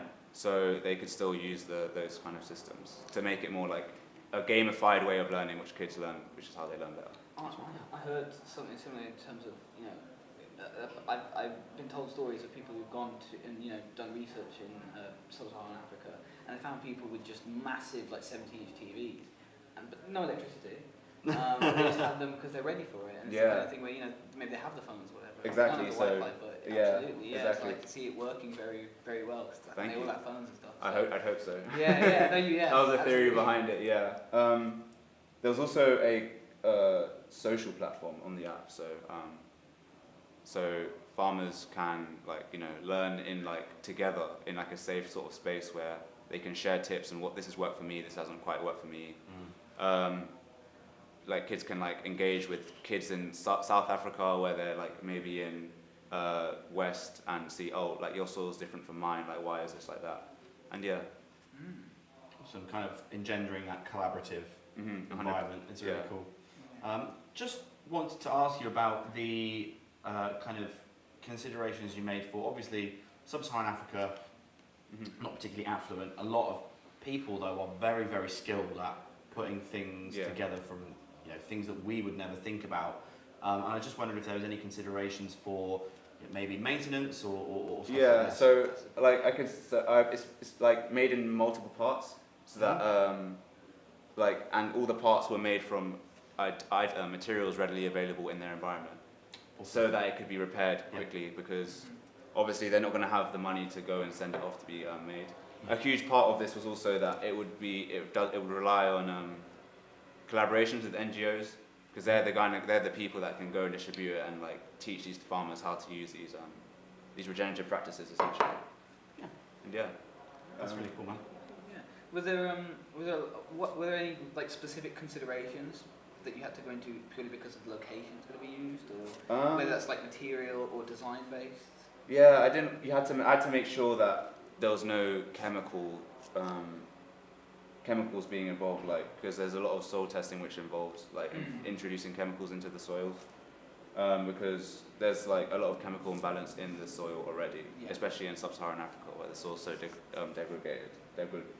degraded. Sorry. So yeah, like I had to make sure that, so for example, these pH scales react to the soil's pH rather than actually giving it like a solution to that you'd have to mix with the water normally. And yeah, basically just minimize the amount of toxic stuff that can go into the soil, like minimize the amount of soil we take away from the ground. Introduce cover crops, which are things like flowers and I've forgotten the name of the specific one, but it protects the soil from I've forgotten right now. But and the last one was introduce livestock, so because they will just they'll defecate and give the soil better textures. Sure. Really cool. I reckon one more question before we wrap up for a quick break. Yeah. We've had some cracking names so far. We've had some Yeah, really we good have, names. yes. Ngongu, if that's how you pronounce it. I'm sorry if I I've butchered gone through Ngungo. it. Ngungo okay. has got me baffled. So basically, I think the word for it was my soil, which is I think it was Ngu or something much longer. Mm-hmm. But the end of them were both Ngu. Yeah. So I just kind of joined it. I think Ngu on its own is soil as well. Oh, wow. In Swahili, There you go. which In is Swahili. yeah, Okay. yeah. So that's like one of the biggest languages Yeah. in sub-Saharan Africa. That's widely spoken. I'm loving the conversation about the name. Isn't it? Really It's going to become a interesting. feature. Yeah, it's definitely, yeah. No, thank you so much, Pablo, for bringing your project on. Yeah, no, it's been a pleasure. Chatting about it. It's really interesting, and we hope everybody's enjoyed that. Yeah, Toby and I think we've had a really great start to Mib Tv. It is. It's The been a really first good- live stream session has Yeah, gone it's- remarkably well, It I think. has. We've learned some amazing stuff. Yeah, and I can't thank our guests that have been on so far enough, and I hope that anyone watching the live stream hasn't been scared away from the interviews at all. Yeah. Hopefully Toby and I are all right. You know, we're not too hard on you. So, yeah. Coming up, we're going to be taking a 2-hour-ish break for lunch because I'm very hungry. Yes. So we're going to be taking a short break, and we will be back at around 3 o'clock with some more student interviews, and also we're going to have some student-led programming as well, which I think you've got some features in. So I we'll do see what have happens some there. So features. please make sure you tune back in and join us for that. But until then, have a happy lunch, and we'll see you back on Mib TV in a couple of hours.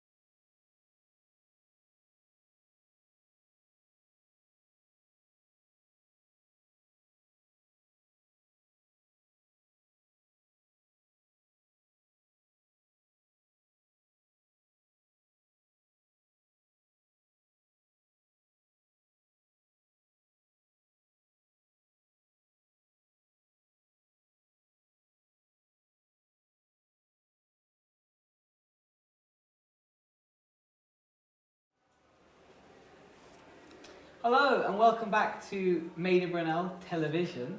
Made in Brunel Television. Made in Brunel Television. Does it sound better than Made in Brunel TV? No, Or Mib I TV? think I prefer Mib TV. Mib to be TV honest, sounds a little bit I'm like- just going over the top because I feel like it. So Naturally. as you can tell by the blazer. Yeah, So- you've thoroughly outshone me.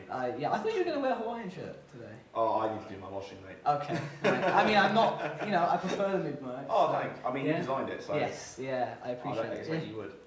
Oh, yeah. Anyway, we're back for our second half of our first day, and we're back with some more student major projects. I'll throw across to Toby to introduce our next guest. Yeah, absolutely. We're joined after lunch by Tom. Hiya. How are you doing? How is it? I'm good, thanks. How do you enjoy your lunch? Yeah, good. Good, thanks. Yeah? I bought my own, so I didn't have See, that's wise, because currently my bank account is taking Yeah, a that's hit. exactly why. Regardless of the 10% discount from Cafe Nero, Yeah. it's not good. Anyway, my dietary habits aside, we're here to talk about your major project today, which is strangely related, because I believe it's about food waste, no? Yes, yeah, it is. So this is Roots. It's my food waste educational board game. And yeah, it's an educational board game for kids. So ask away if you have any questions, but I can explain from what I personally think it is. Yeah, Go for it. Yeah. Talk through your development process. So I was looking at food waste education as my project direction.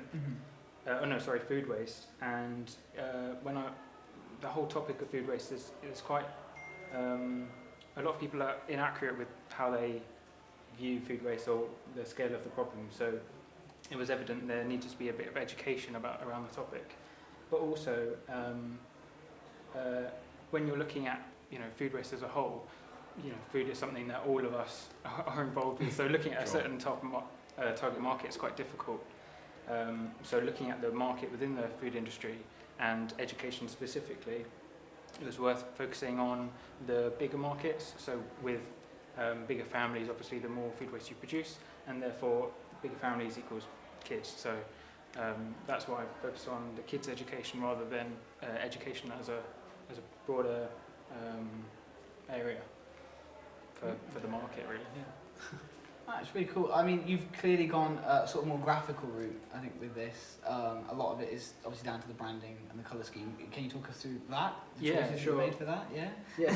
So once I knew it was going to be like a waste education, I was looking at different types of gamified education for kids, and there was always like different components and things that they interacted with.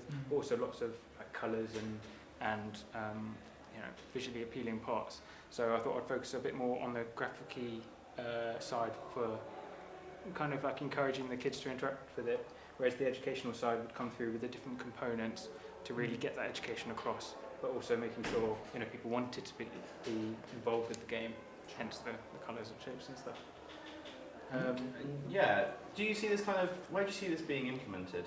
I think it should be just like a family game kind of thing. Okay. So you'd bring it out when you have meal times, and the idea is that the children, depending on whether they did a good action or bad action, which would be leaving food on your plate or helping prepare a meal, you get a token and redeem card.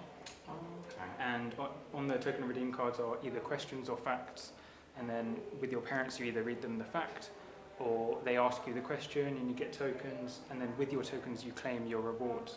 So say you help prepare the meal and you have no food left on your plate, you get 2 token cards, and then using your token cards you get token coins, and using your coins you can claim your rewards. So if you have 2 tokens, 3 tokens or 4 tokens, you can get different rewards, so like your dessert, your 15-minute free time. So by doing good food waste acts, they kind of get rewarded in that sense. So it would be used around meal times to encourage good food waste habits, basically. I'm just wondering as well, have you maybe considered the product in an educational environment? Something that could be integrated as part of a curriculum, perhaps? Yeah, sure. So when I was looking at food education, there was considerations to whether it could be implemented into a school or into a certain curriculum, but then there was further research needed into whether it would be approved, because they have to go through things that are going to be implemented into school curriculums have to be approved through rigorous testings and years of assessment. So making it a game that's, you know, ready now and that didn't have to go through rigorous testing beforehand and could be implemented immediately would be the good starting point, but it could be something that could be considered in the future, you know, to be in a school curriculum or something. I was going to say, yeah, start now, get it in the market, and then, you know, branch out, diversify. Diversify, exactly. Yeah. They love that in Dragon's Den. They do. Oh, the diversification thing. Yeah, it'd be a good stepping stone to like kind of expand the idea. Yeah.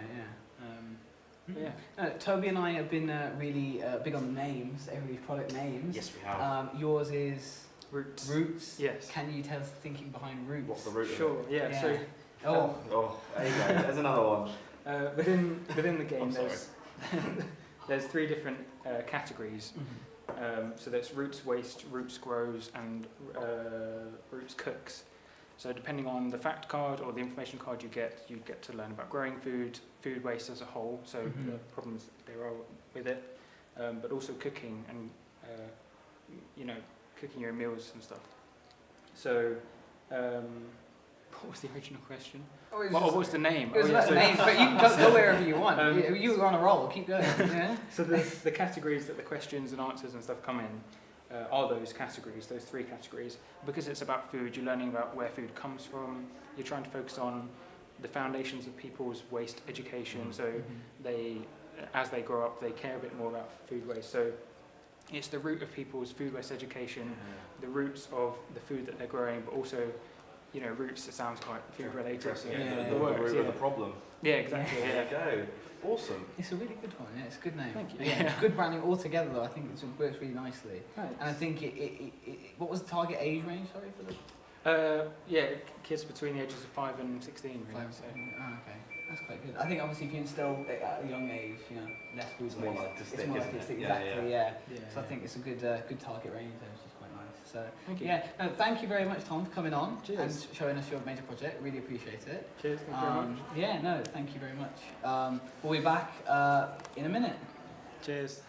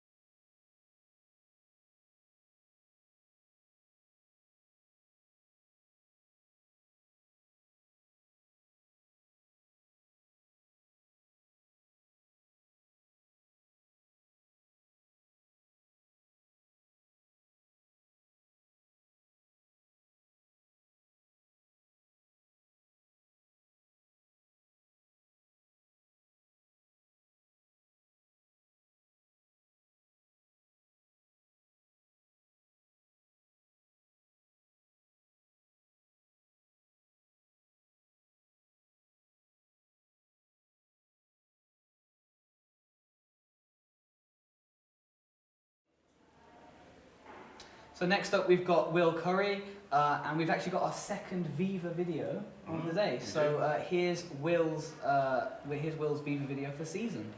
Obesity is one of the most prevalent illnesses in the UK, affecting over 28% of the adult population and increasing year on year.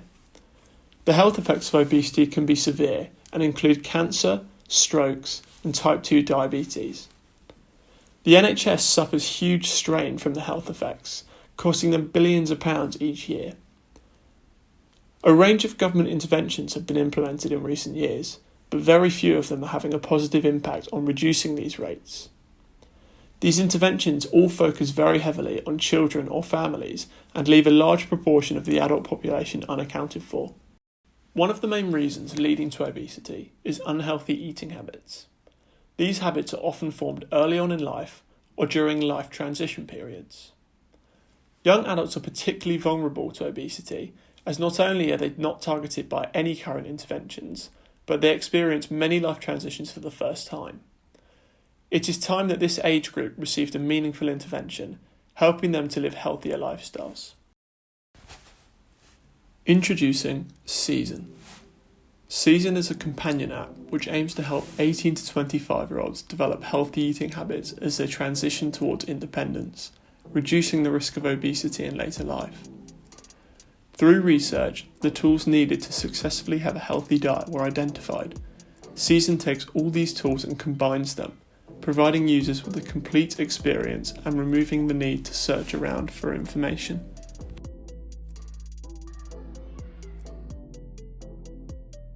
When signing up to Season, new users will be able to select their preferences, including personal goals, dietary requirements, food dislikes, and cooking skill level. The content the user receives will be tailored to their preferences, delivering the most suitable content for their needs. These preferences can be changed at any time in the user's account, with the suggested content being adjusted accordingly.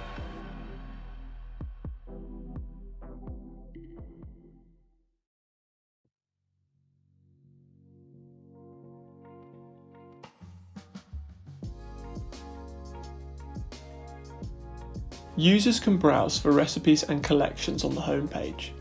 Each recipe contains the information needed to make the meal, including the ingredients, the method, the nutritional information, and user reviews. Ingredients can be added into the shopping list, whilst recipes can be added to the meal plan, helping users structure their meals around their schedules and avoid skipping meals.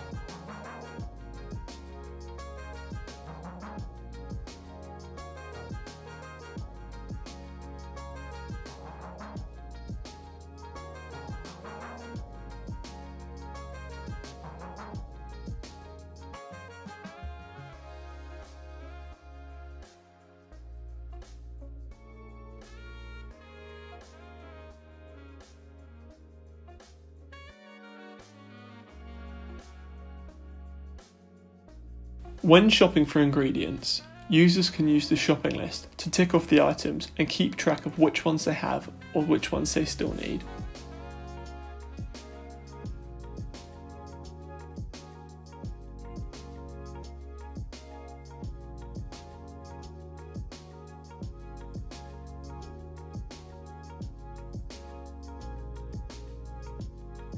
Users can share their food experience with friends and family by scheduling cooking sessions with one another over video call. Users can set these sessions up easily by selecting a friend, a recipe, and a date and time.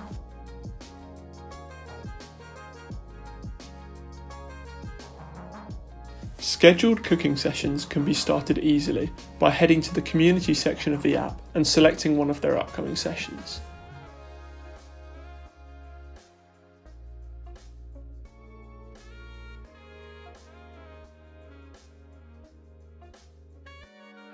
Season. Healthy eating your way.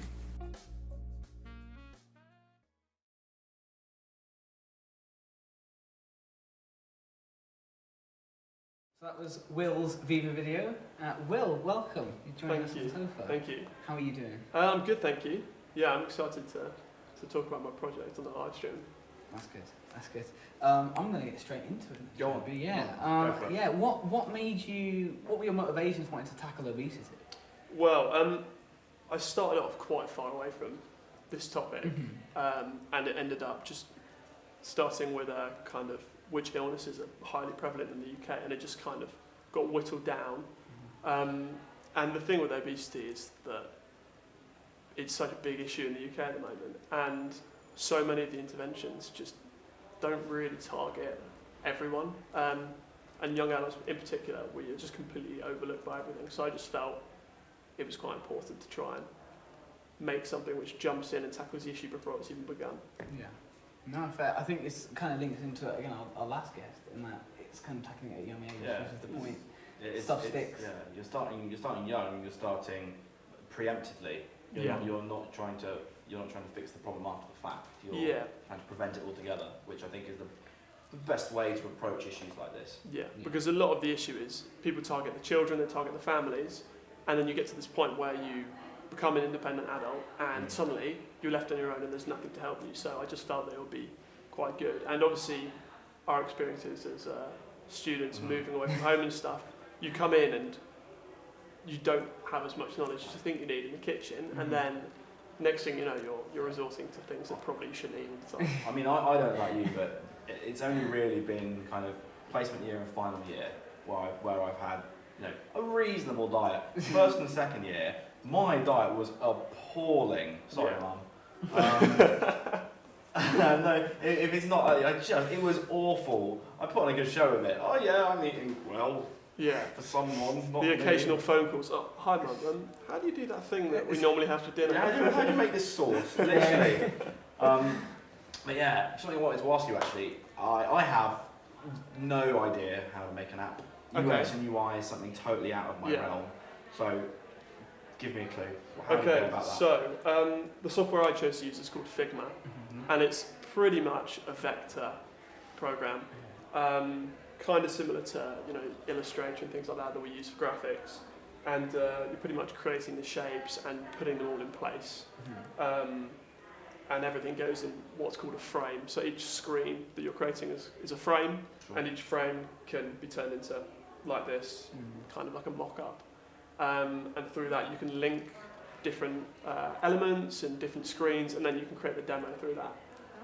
So that's something else that I delivered, was a demo of the app for my supervisor to look through. That's really cool. And how did you go about choosing your colour scheme, your branding, the actual user experience? How did you go about? Well, surprisingly, quite a lot more research than I thought there would be. Okay. I was cross-checking so many different colour theory articles and everything just to make sure I had the right choice, because in the food industry, certain things represent completely different emotions or feelings to how the colour would just normally represent. In the end I went with green because obviously the idea is about health and healthy food, and it just all kind of ties in quite nicely. Freshness as well, maybe. Yeah, exactly. Freshness, and also the idea of being able to grow personally as well. And then with the brandings, things like that, that was a little bit more tricky because I wanted to have a word mark because I felt it was a bit more sophisticated and kind of you can take it a bit more seriously. And then kind of the little logo was just, I was just playing about and I just thought that might work, and it kind of just adds the nice little catchy element in as well. Awesome. No, it looks good. Yeah, no. Thank you very much for joining us today. That's all right. And for showing off your major project. Really do appreciate it. No, thank you for having me. We'll be back in a second.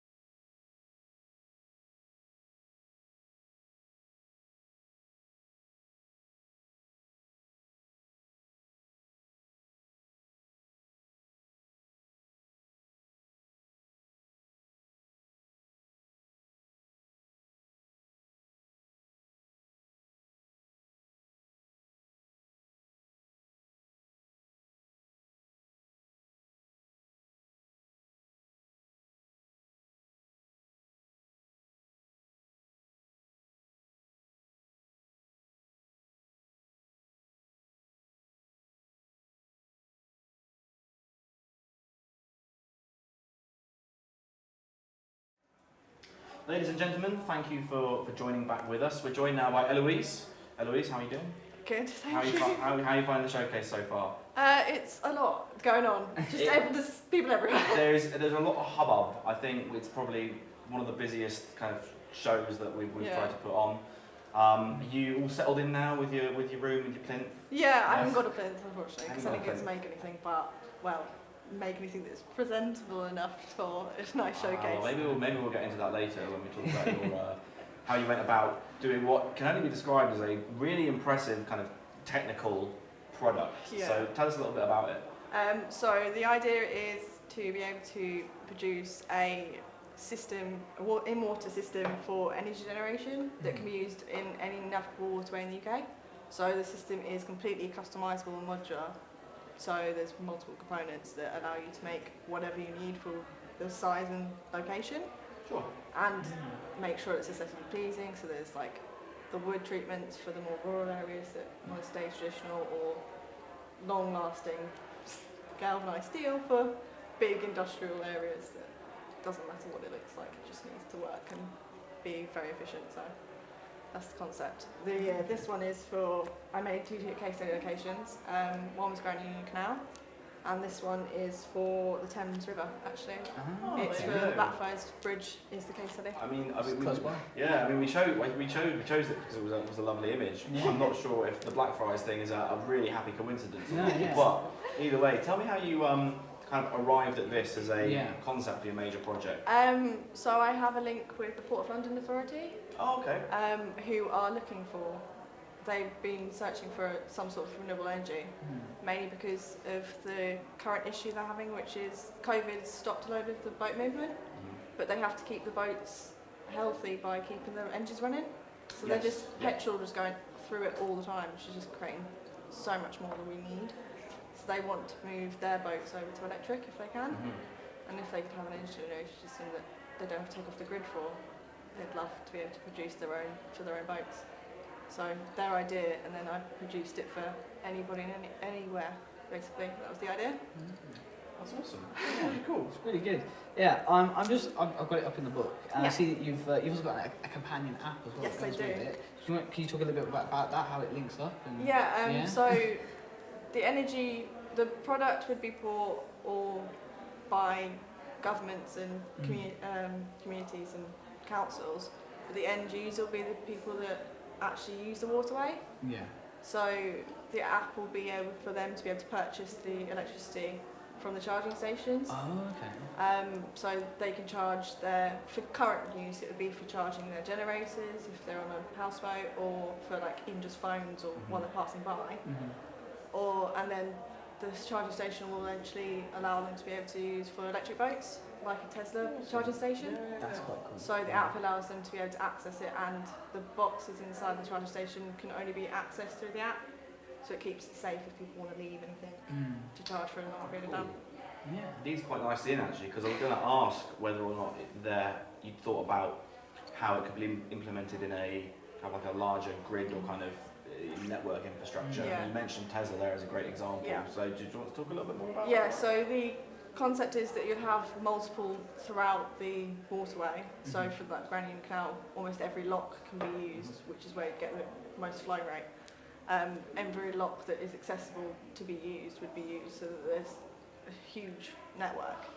There's 100 locks on the Grand Union, so it's a huge network that could be produced, but it would be a local network instead of national grid, because they're not consistent enough. Neither system would be consistent enough or produce the money to pay itself back for the system, basically. That's really cool. That is really cool. Yeah. So it's a super, for me anyway, looking at it, it strikes me as a really technical project. Yeah. And I am in awe at the fact that you did some calculations for this in terms of energy generation. Yeah, I had to do power calculations, flow rate calculations, because canals don't release flow rate, so you have to to estimate how much a lock would produce flow rate rise. I've had to do any analysis of turbine movement, what turbine I'd use, also deflectors, these deflectors, which have to be installed because of Environment Agency and debris. So I had to do flow rates of those, if they're going to impact. So a lot of answers. A lot of answers. A lot of answers. So mental. So remember the cars with the flow rate? Yeah. A lot of that. So as you well. just pop that straight into answers and then looked at the ribbons and stuff, and okay, that's quite cool. Yeah. Yeah, I've got lots I really of like that. Yeah. To be fair, that data visualization is when it works. Oh, it looks good. When it works, Imagine how long it took the car to do. Yeah. Double that. Oh, dude. But the outcome when you get the night, it does look cool. Yeah. But yeah, there was other calculations involved that to do with other parts for movement and weight and buoyancy, because this floats as the movement up and down. Oh, awesome. So it's a tidal river. I had to get the buoyancy right with the weight and distribution and everything else as well. So a lot of calculations. A lot of calculations, but the end result is really, really cool. And again, it's another example of a physical product supported with an app, which is something that we've seen quite a lot of this year. Yeah. And it's something that I think people are tending towards, just a way of not grounding it, but increasing the accessibility of it. Yeah. Just wanted to ask if the app was always in the picture, always in the frame, or wasn't at the very beginning, no. But as we started to do DIMP with understanding how we can make money off this, I spoke to a few people who've done canal energy generation, and they were talking about how they got in time with the National Grid that they could actually afford to do it, but the National Grid have lowered their rates, how much they'd buy it back for. So he suggested a localised system, which is where the app started to come into it, because the easiest way to accessibly get the charging stations to be paid for is through the app, because not everyone carries coins anymore. No, absolutely. I mean, again, it's more accessible for the person as they're just walking by, like you said. So I get that. Are there any plans to take this further? At the moment, if you don't have to say. The next stage is to produce a scale version of one of the systems to be able to prove the concept to the Environment Agency. If they don't approve the concept, dead, basically, because you've got a little kiddie paddling pool. I'm afraid it has to actually go into one of the. Oh really? Oh wow! It has to prove. That's exciting. Though. Yeah, so it's got to be quite tough. exciting. It'd have to prove proper concept. Yeah. Which means being able to produce something that I can't quite afford at the moment. It'd need someone's funding. Sure. So I'd have to find, if I was going to take it forward, I'd have to find someone else to help fund that system. But there's also the maritime people that have to prove it too as well. So. Because the main concern is the fish and making sure that the ecosystem isn't compromised in any way. Yeah, absolutely. Yeah. Oh, thank you very much for joining us on Mib Thank you very TV. much. Thank you for talking about your major project. We do appreciate it. We'll be back in another minute.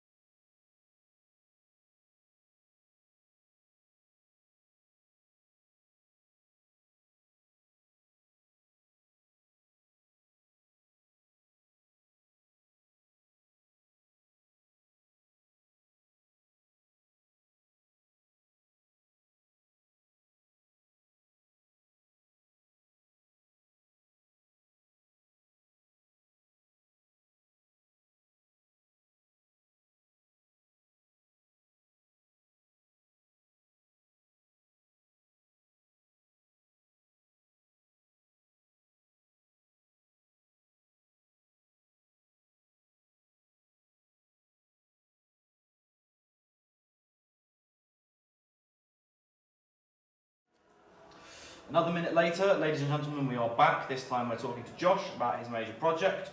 Josh, how you doing, my man? Yeah, I'm all good, thank you. It's a bit warm today. Can't complain about the heat. There you go. Tick another one off. 6 persons mentioned. Oh, no way. Fair play. Well, it's warm, but you can't complain because England's never warm. Do you know what I mean? We get like 2-3 months of the year where we've got to enjoy it. And then other than that, it's coats and jumper season. At least for me. You're right. At least for me. But notwithstanding the weather, here today to talk about your major project. Yeah, so give us an idea of what you've been doing this year. So I've been looking into SAD, which is seasonal affective disorder.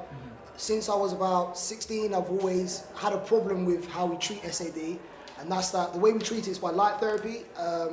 And so what they say is, they say, put this light box in front of you, 10,000 lumens, and just sit there for half an hour to an hour, and you should feel better.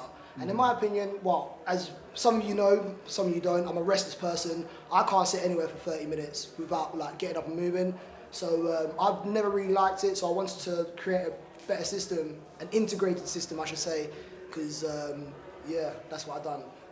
That's awesome. I think it's a really slick idea in terms of using a potentially underutilized existing infrastructure and giving it a brand new lease of life. We were talking about this earlier, actually, the idea of applying a different context to something.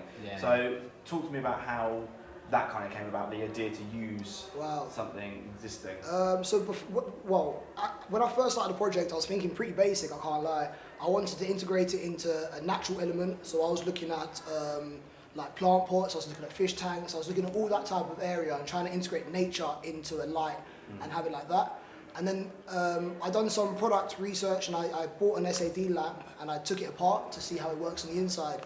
And one of the screens is just a clear diffractor screen, which job is literally just to push the light out. And I had it literally in my hand, with my hand on the back of it, with the light on, and I looked at it and I thought to myself, I don't know why, but this looks quite cool. And I was there staring for about 10 minutes. I was like, I want a second opinion. So I sent it to my brother, and I was like, what do you think about this? And he goes, whoa, that looks crazy sick. And in my head, I was thinking, right, I'm going to get a £10 note, put it in the back, stick it all back together, and that's job done. Have it on the wall as an art piece. And then two pins connected in my head, and I thought, wait, hold up, this is a window, and there's light from the edges. Okay, and I spoke to my personal tutor, and I said, yeah, is this cheating? Because it's kind of easy. He was like, whoa, Josh, this isn't easy. He was like, but pursue it. And then yeah, over time, it kind of all clicked to place. Sure. This is the idea that my heart was set on from the start. I had like 3 different directions for how I was going to do this. This is the one that I had from the start, and my tutor was like, mate, if I was you, just go with what your heart's saying. Don't like change because you think it's this, that, and the other. So I've done that, and thankfully, yeah, it all came to place. Yeah, awesome. I think this is it, because obviously, sometimes the simple things are good, you know? It's so simple. It's right there. Yeah. Literally. So yeah, for me, it's like, as soon as I had the actual idea in my head, I started to push it in my mind, and I started to think, well, one concept that comes off this is let's say you're in an office block, and it's a Tuesday, it's 2:30, you finish lunch, you're tired, and it's raining. No one's happy at that point. And then imagine just a flick of the switch, bam, you're in Barbados. And I thought to myself, like if we could put an OLED screen in it and make it a TV in a sense, that could push it further. That's future thinking. That's like the step further than what I've managed to do. But in my head, I'm like racing thoughts. I was thinking, imagine being in London, then you're in Barbados, or you're in Spain, or in the forest, or waterfalls, and it all just kind of rolls on from there. Really. It's really cool. You sound like you just want to go to Barbados. Do you know what? I always, the first place that comes to me is Barbados. I've never been to Barbados, I don't actually Neither know have what's I, but I want to there. go to Barbados. So, yeah. There's nothing there, that's the point. Okay, yeah, it was calming. Beaches and nice seas and palm trees. It's a little bit better than office blocks and apartments. Yeah, fair. And clouds. You said as well that obviously your personal tutor said it'd be quite difficult. Yeah. How did you go about therefore tackling the technical aspects of it? Oh, that's a good question. Well, the first thing I've done is I'm quite lucky. I've got a mate who actually makes windows. He works in a window factory, and his job is literally just to assemble windows. And I gave him a little nudge, and I said, is there any way I can just like buy a broken one or something? And he came around my house and he knocked on the door, and I was like, oh, you just have this window. And I was like, oh mate, how much? He goes, oh no, like, don't tell anyone, but I kind of. And so yeah, so I took a window, I took it apart, I learned what was on the inside. I then done further research, and I came up with this two-piece solution which you can break apart and put together, so everything inside can be replaced. It ended up just kind of falling in together, if that makes sense. It's like when you're making a dish, you don't really measure how much salt you put in it. You just kind of go, whoop, and it all just kind of comes to you. You know what I mean? Just a little bit of like, that's literally what I've done. I was like, maybe a little bit, too much. You're right there, Babish. Yeah, I just literally just grabbed all the spices that were in my drawer, and I stamped it all together, and yeah, that's literally how I came up with it. Yeah, it kind of. That's a really cool project. I think you've done a great job with using, things that are just so blatant, but are so underutilised. Talk to me a little bit about the science behind it then. The science, like how it works? Yeah. So let's get a little bit techie with it. So what I've actually designed, my actual design is a glazing bead. So a glazing bead is, every UPVC window has a glazing bead, and what its job is to keep the double glazing into place pretty much. So if you take it out, the double glazing can fall out, but you only have that glazing bead on the inside, because if it was on the outside, someone could just take it off and break into your house, you know what I mean? Yeah. So my part's actually the glazing bead, because I wanted it to be that you didn't have to replace your windows, because that's just long, do you know what I mean? No one wants to go, oh, I've got to spend all this money replacing all my windows just so I can get light, which I might not use. Instead, you just replace the glazing bead, which is now in two parts. So the first part goes in, and that houses the LEDs, and that holds the window into place. And then you put a diffractor screen in between, and then you put the second part in, and that holds the diffractor screen all together with the LEDs embedded around the outside. And then that will all be electrically wired to a spur in the mains. So when you've got a socket, you can basically create another electrical connection from that socket. If you understand electronics, it's just parallel wiring, really.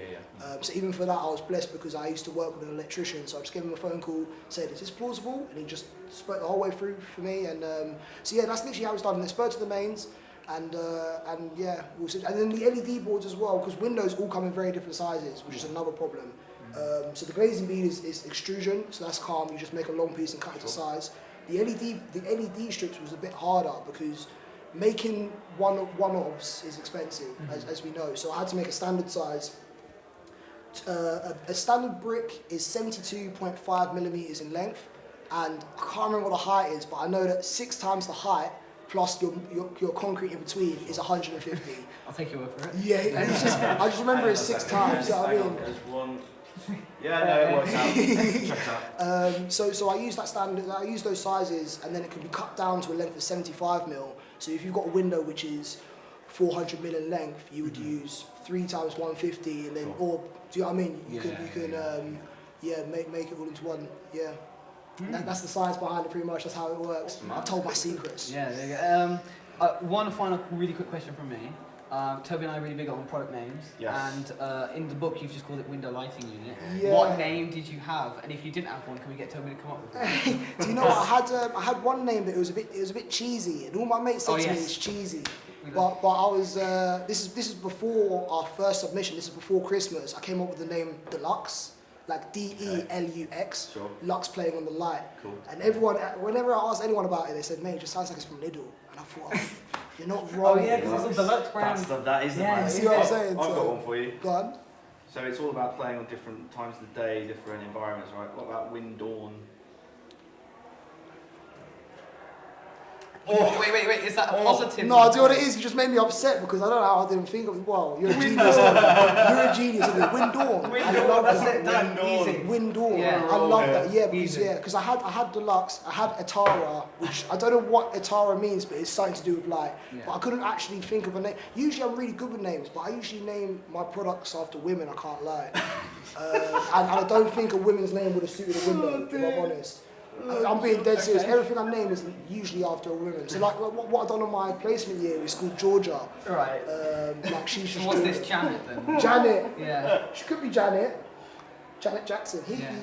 Anyway, I've got to say thank you very much for coming on. We appreciate it. No way. It's like 10 minutes done. That is 10 minutes done. No, thank you very much.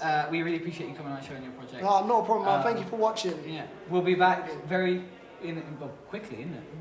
Yeah, very soon. Look after these two. Yeah, they're lovely chaps. Thank you. See you later, Josh. Would you have me to pass that back or take it with me? Yeah, thank you very much. Thank you very much. Thank you for having me.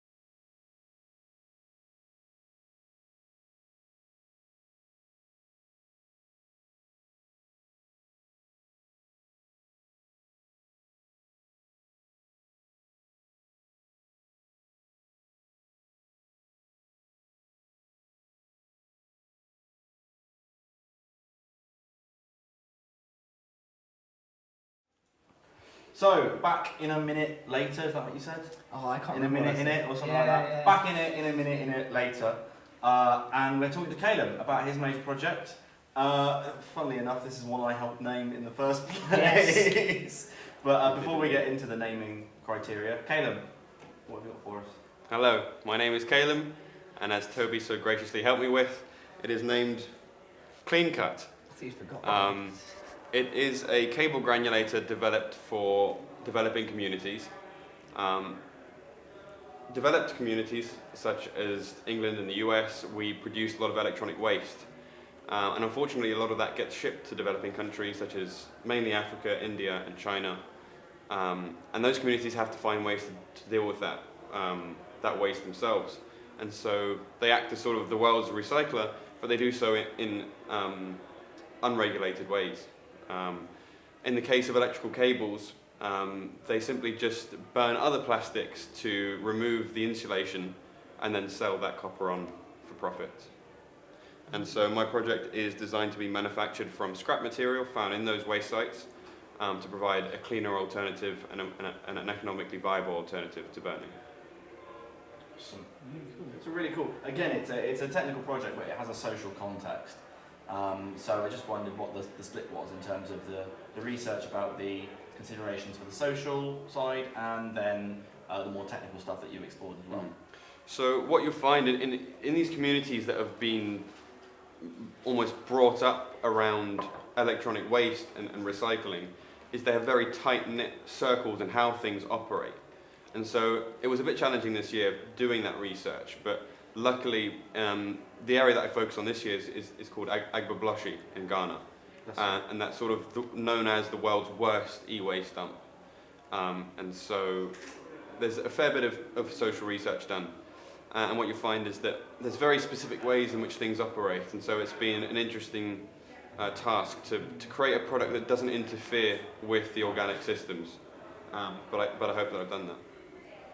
Awesome. Yeah, and in terms of the actual mechanics of the product, talk to me about that a little bit. So what you can't see in this render is how it's powered. And for the case of this first stage of the project, it's been focused on cycling and using bicycles that are around those areas, because the way they collect scrap from the local areas using bicycles. And so it's designed to be the back wheel to be removed and the chain hooked up and the sprocket hooked up to the machine.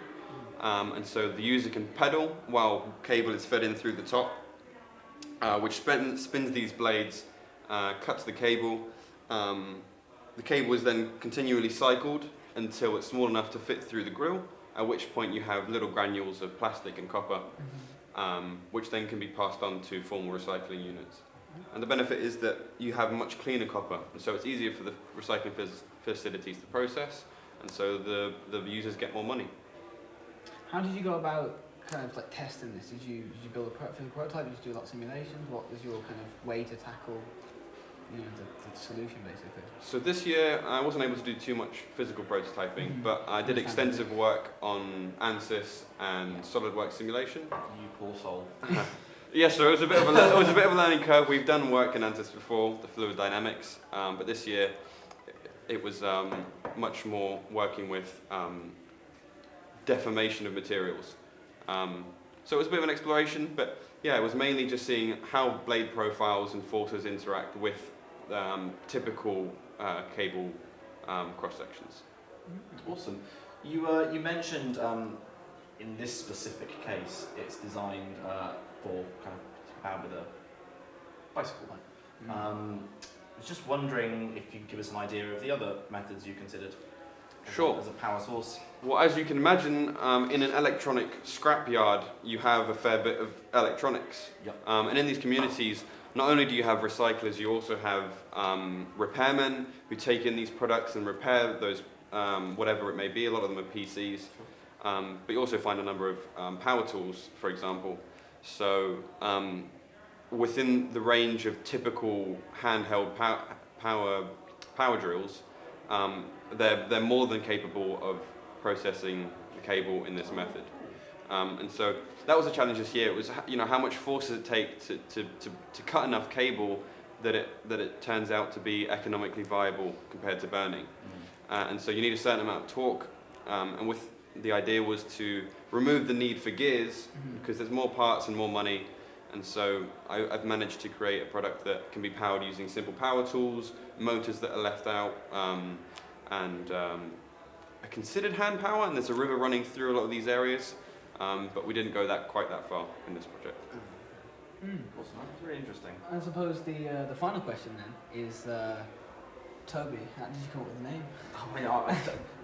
In all fairness, I didn't come up with the name. Okay. I don't think. I think I was a sounding board for it. I think the credit for the name goes to Caleb. Okay. But we went back and forth on it, and I think Toby's piece was the cut section. He proposed millicut. Okay. Was that what it was? It was millicut, and I thought it sounds right, but there's something missing. That was the clean bit. I prefer clean cut to millicut. It's a bit of a double entendre. You see, it's a cleaner alternative to burning, and it cuts the cable just smoothly. It's a clean cut product for a clean cut man. Thank you very much. There you go. Thank you very much, Caleb, for joining us on Mib TV. Thank you. We appreciate you showing your product off to everybody else and your major project. So we'll be back with our final major project of the day in a little bit.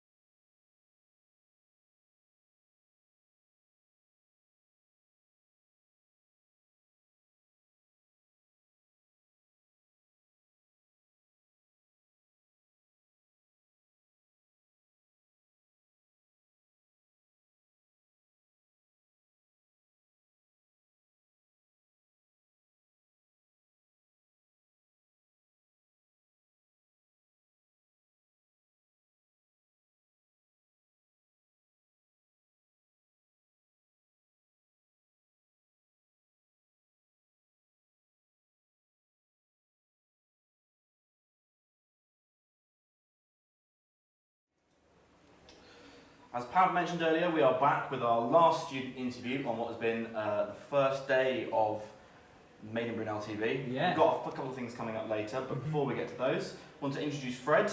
Fred, how you doing? Very well, thank you. How's the first day of Showcase been for you? A lot of fun. A lot of people to talk to, people roaming around, nice atmosphere. Yeah, that's good. It's been nice to see people, I think, after so much time kind of off doing our own thing. Lots of the year with placement year and stuff, haven't seen a lot of people. Yeah. And so it's nice to catch up and find out what everyone's been doing over the past couple of years.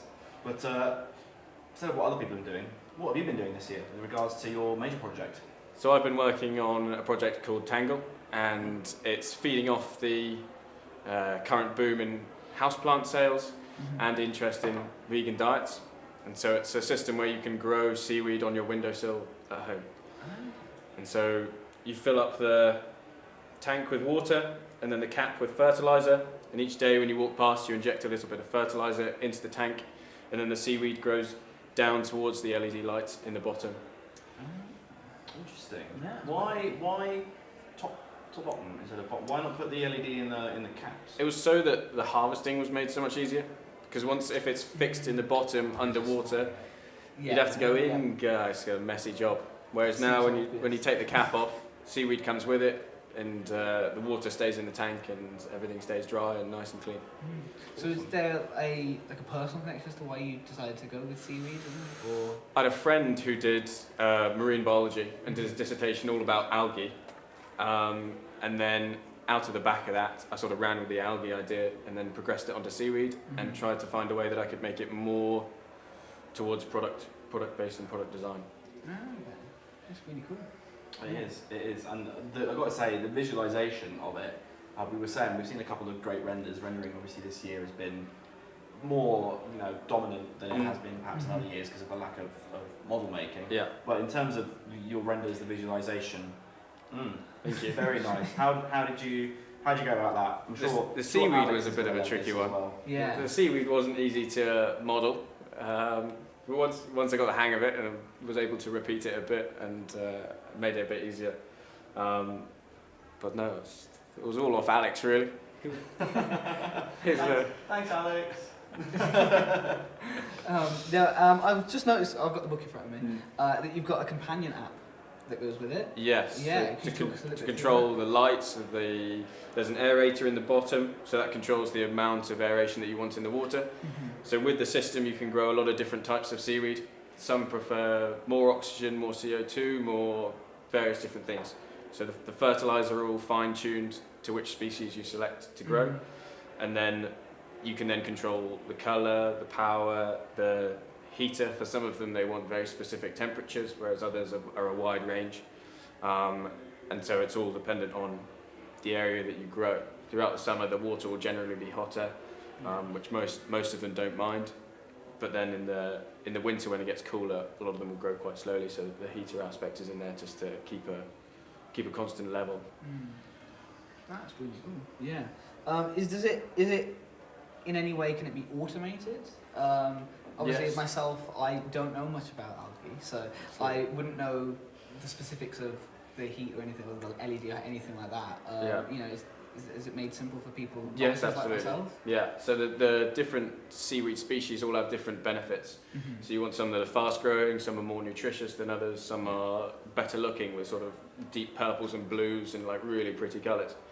And so for different people, if you want hands off, then you can go, right, I want this seaweed. Yeah. This is what it needs. This is how much light. This is the temperature. This is how much aeration. This is the fertilizer. And then you can go full automation with the whole thing. And the only thing that you'd need to do is fill up the tank in the top, and every now and again press the cap to inject a bit of fertilizer in.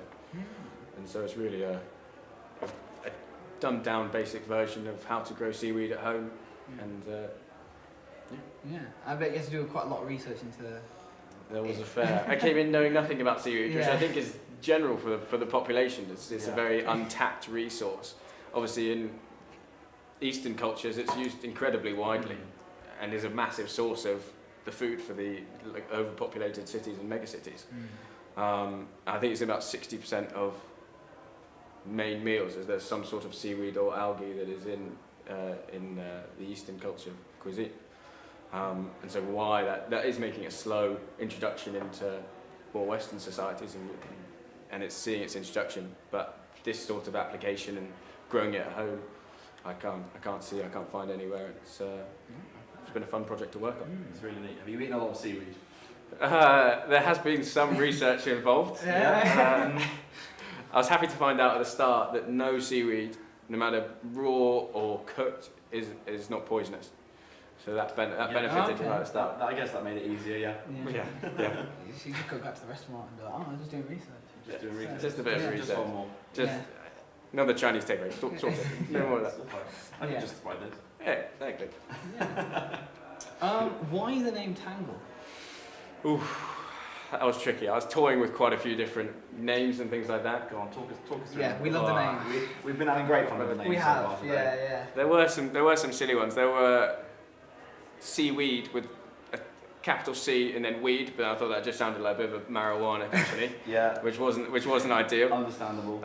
But tangle comes from, it's a synonym of seaweed. Generally, if you go swimming in the sea and things like that, you get tangled around your feet. And research online, there aren't too many companies that involve tangle in the name. So when it came to making a an IP and a domain and things like that, there isn't too much competition on the web for other companies out there.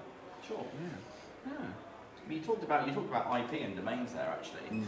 Is that something you're looking to kind of progress with in any way, or? Not forcefully, not looking for, not pushing it hard. I've got a job lined up afterwards, as I've just started, and so thank you. And so I think in my free time I'll just be growing seaweed, trying to refine the system, improve it, and then I've had a few people come up to me and say, when you start getting it to a system where it works and it's consistent, then they'd like it. So I imagine I'll start selling it to friends and progress it that way, sort of more bootstrap and grassroots rather than look for big investment at the moment. Yeah, that's really cool. Yeah. Oh well, no, thank you very much for coming on. Thank you guys for having me. We really appreciate it. Appreciate you talking about your major project. Yeah, no, thank you very much. We are now going to shift over to our student-led programming. So we'll be back on in a second.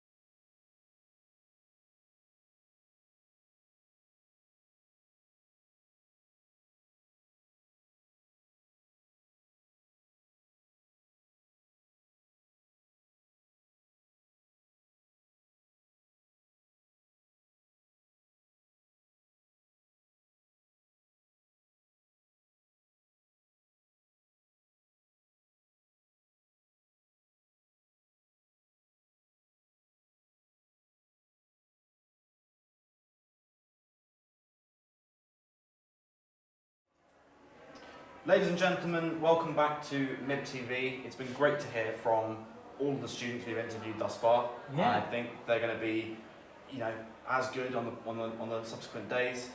Some of the work that's been produced this year is absolutely phenomenal. amazing. It's been incredible, and it's been a pleasure to chat to the students who have all, seemingly really enjoyed themselves with the showcase so far.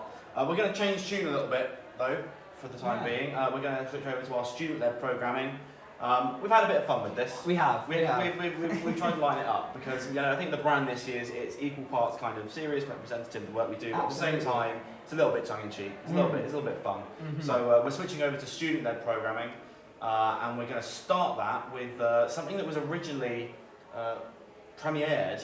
Is it a premiere? A premiere. A showcase. A showcase premiere, not a full premiere. Showcased at our brand launch. Yes. With our brand launch, we gave out goodie bags, and in those goodie bags were little vials of drink. And yes, there were. There's a beautiful video that's produced of Toby, behind a bar, producing cocktails. So I think it seems pretty fitting that we play that again on the first day of the showcase. So here is Toby's Crabtree Cocktail Lounge.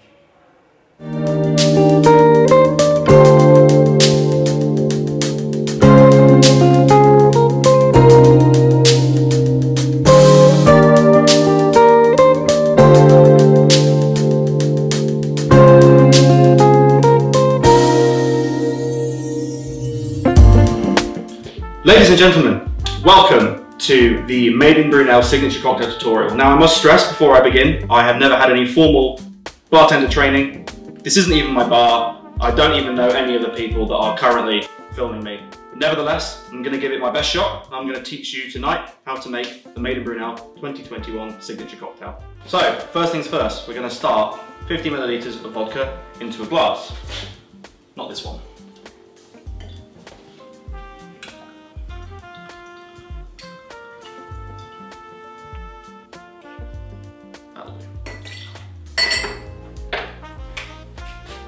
Once we've got the vodka in the glass, next off we're going to move into the Cointreau. Again, the big bowl. We're going to go 25 milliliters of Cointreau into the glass and put that back on the shelf so it looks good. Next, I'm going to pop open our orange juice.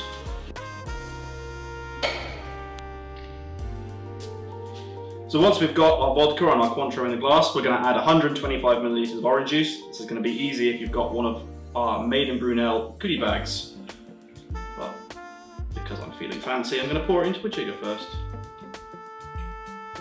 That's optional.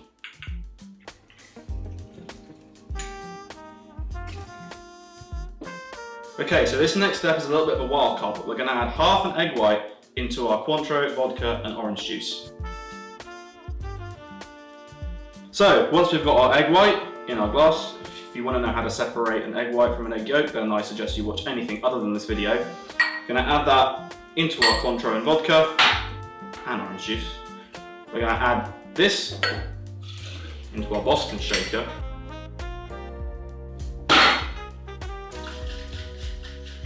Dry shake.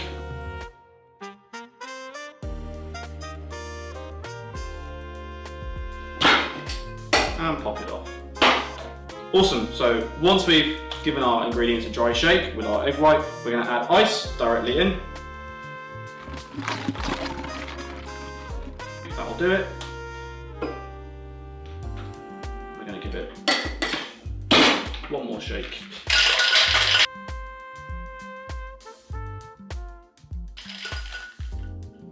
I reckon that'll do it.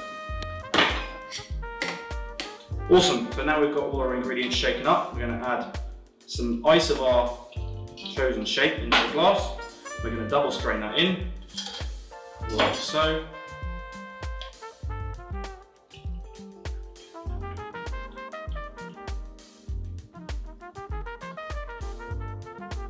So there's one last step to get that signature Made in Brunel colour.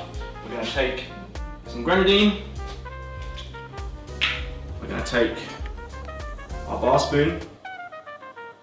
We're just going to add a dash.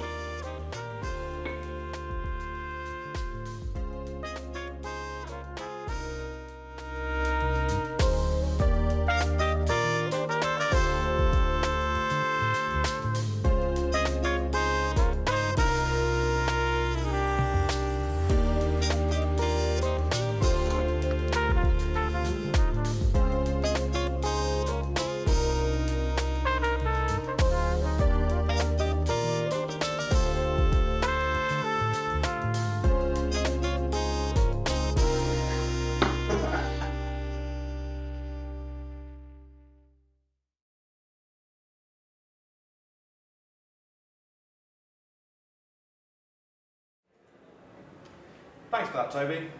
Thanks for that, Toby. Thanks for that, Pav. Yeah, thank you. Yes, so as I just very kindly presented to myself, I guess now, we've been provided with some cocktails.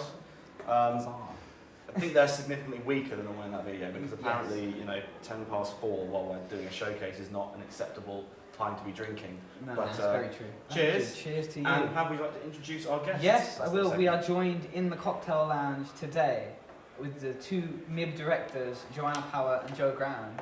Welcome to the cocktail lounge. Good to be here. Yeah. How are you guys feeling about the showcase today? Yeah, I think it's been a really good first day. We've been really busy. There's been people kind of in and out all day, which has been great to see. The books came in this morning. We got our first looks at those. The books look great. They've been fantastic. Really nice, yeah. And it's great to have Mib Tv as well. You know, walking Yeah. around and seeing you guys talking to students about their projects and the work has been so great. I think it's been a really good first day. Yeah. I think the first, there's always a little bit of nerves because we've put in all this work and it's kind of, this is now or never basically. And I know this morning was a bit of a rush. It was very, very sweaty this morning, but I just wanted to ask you, you know, about setup. How was setup for you guys? About the same? Equally Quite sweaty? knackering, yeah. Yeah. Yeah, there was a lot of stuff to carry and a lot of stuff to do in not a lot of time. But it's been worth it just seeing all the students together. Like, it's so amazing to see everyone now together. It's been really great, yeah, having the whole team back. Obviously this year it's been quite digital. We've only had 2 in-person meetings kind of officially the whole year. It's great to have all the team back, instead of kind of looking at them through a screen. It's good to have them all back, and we've speaking to some people earlier about their setup days and the step counts and the stories that people have done up and down the stairs. I was speaking to someone, they had done 73 stories yesterday. Just don't to brag, but 92 is currently the record. I don't know about stories, and I know Chloe was saying 19k. 92 flights, 25,500 steps. It's not a flex, I promise. I think you might be the record holder. It's a little bit of a flex. It's definitely been some long days, but no, we're really thankful to the whole team, and especially the workshop technicians as well for volunteering their time to help us out. None of this would be possible without them, and it's looking really great. Yeah. I just want to say, I've had comments, the set dressing in here, and not just in here, the whole event. Sure. It looks amazing, like the posters and getting everything up really, like, yeah. Pav congratulating Pav on the posters. I am, yeah. I'm going to put that on myself, No, honestly, shout out to Alex as well, because these beautiful renders, so, yeah. But no, honestly, the technicians helped put them up and everything, and they did a really nice job, so, yeah, thank you. This drink's for you guys. Yeah, well, a drink on you, PB&J. But no, something I've heard from a lot of students as well is that more than just it's a nice showcase, it's nice to see everything kind of up and running. It's just seeing people again. Most students we've had visitors come in, we've had a lot of visitors. And it's been really, really great to see the numbers coming through the door as one of the larger events, I suppose, in still COVID lockdown times or COVID restriction times. But moreover, it's been about students just talking to each other and having their explaining projects to other students and stuff. I think that's really, really valuable. I was talking to Paul earlier actually when we were just taking 5 for lunch, and he was kind of saying, I think that in and of itself almost makes it worth it. And yeah, I've loved seeing everyone when I haven't been in the room, but No, I think I've seen all of the students are going through the final year journey together, and they know what projects are going on. Obviously, there have been still people on campus, and I know a couple of people what they've been doing with their project. But it's so good to kind of see everyone again, go around and talk to them and see what they've actually been doing, because so many people who haven't been on campus have been producing really amazing stuff, and it's really great to see that. I agree. Like, I have to admit, Brunella's always been such a community hub. Like, through year 1, through year 2, even Playful Sterling, there was always someone to help you, and they always had amazing projects. And we've just missed that this year, and this is, I think, a little bit of that. It's a little bit of light at the end of a tunnel. Yeah. But I mean, in addition to the students, it's a public event. We've opened our gates. It was 11 o'clock this morning to visitors as well. We've had plenty come through the door. Yeah. I know we've done a lot of marketing for the event. Joe, I believe you did a couple of interviews this morning for Live in London. Is that the one? London Live. London Live. I think they're going up tomorrow, so it wasn't quite live, but London nearly live. Yeah, it'll be great to see those tomorrow. This is going up before then. There we go. We're London Live. Preemptively, yeah. We're London Live. Barge House Live. No, it's great to talk to them this morning with Sarah as well, talking about the Common Street and the Oxford Tower and what they've been doing, especially with the new creative season. It's not just our show that's going on. We're the kind of premier event for this season, but there's lots more after us as well, so it'd be good for everyone to kind of see those. Yeah, and then talking of Sarah, part of the Barge House here as well.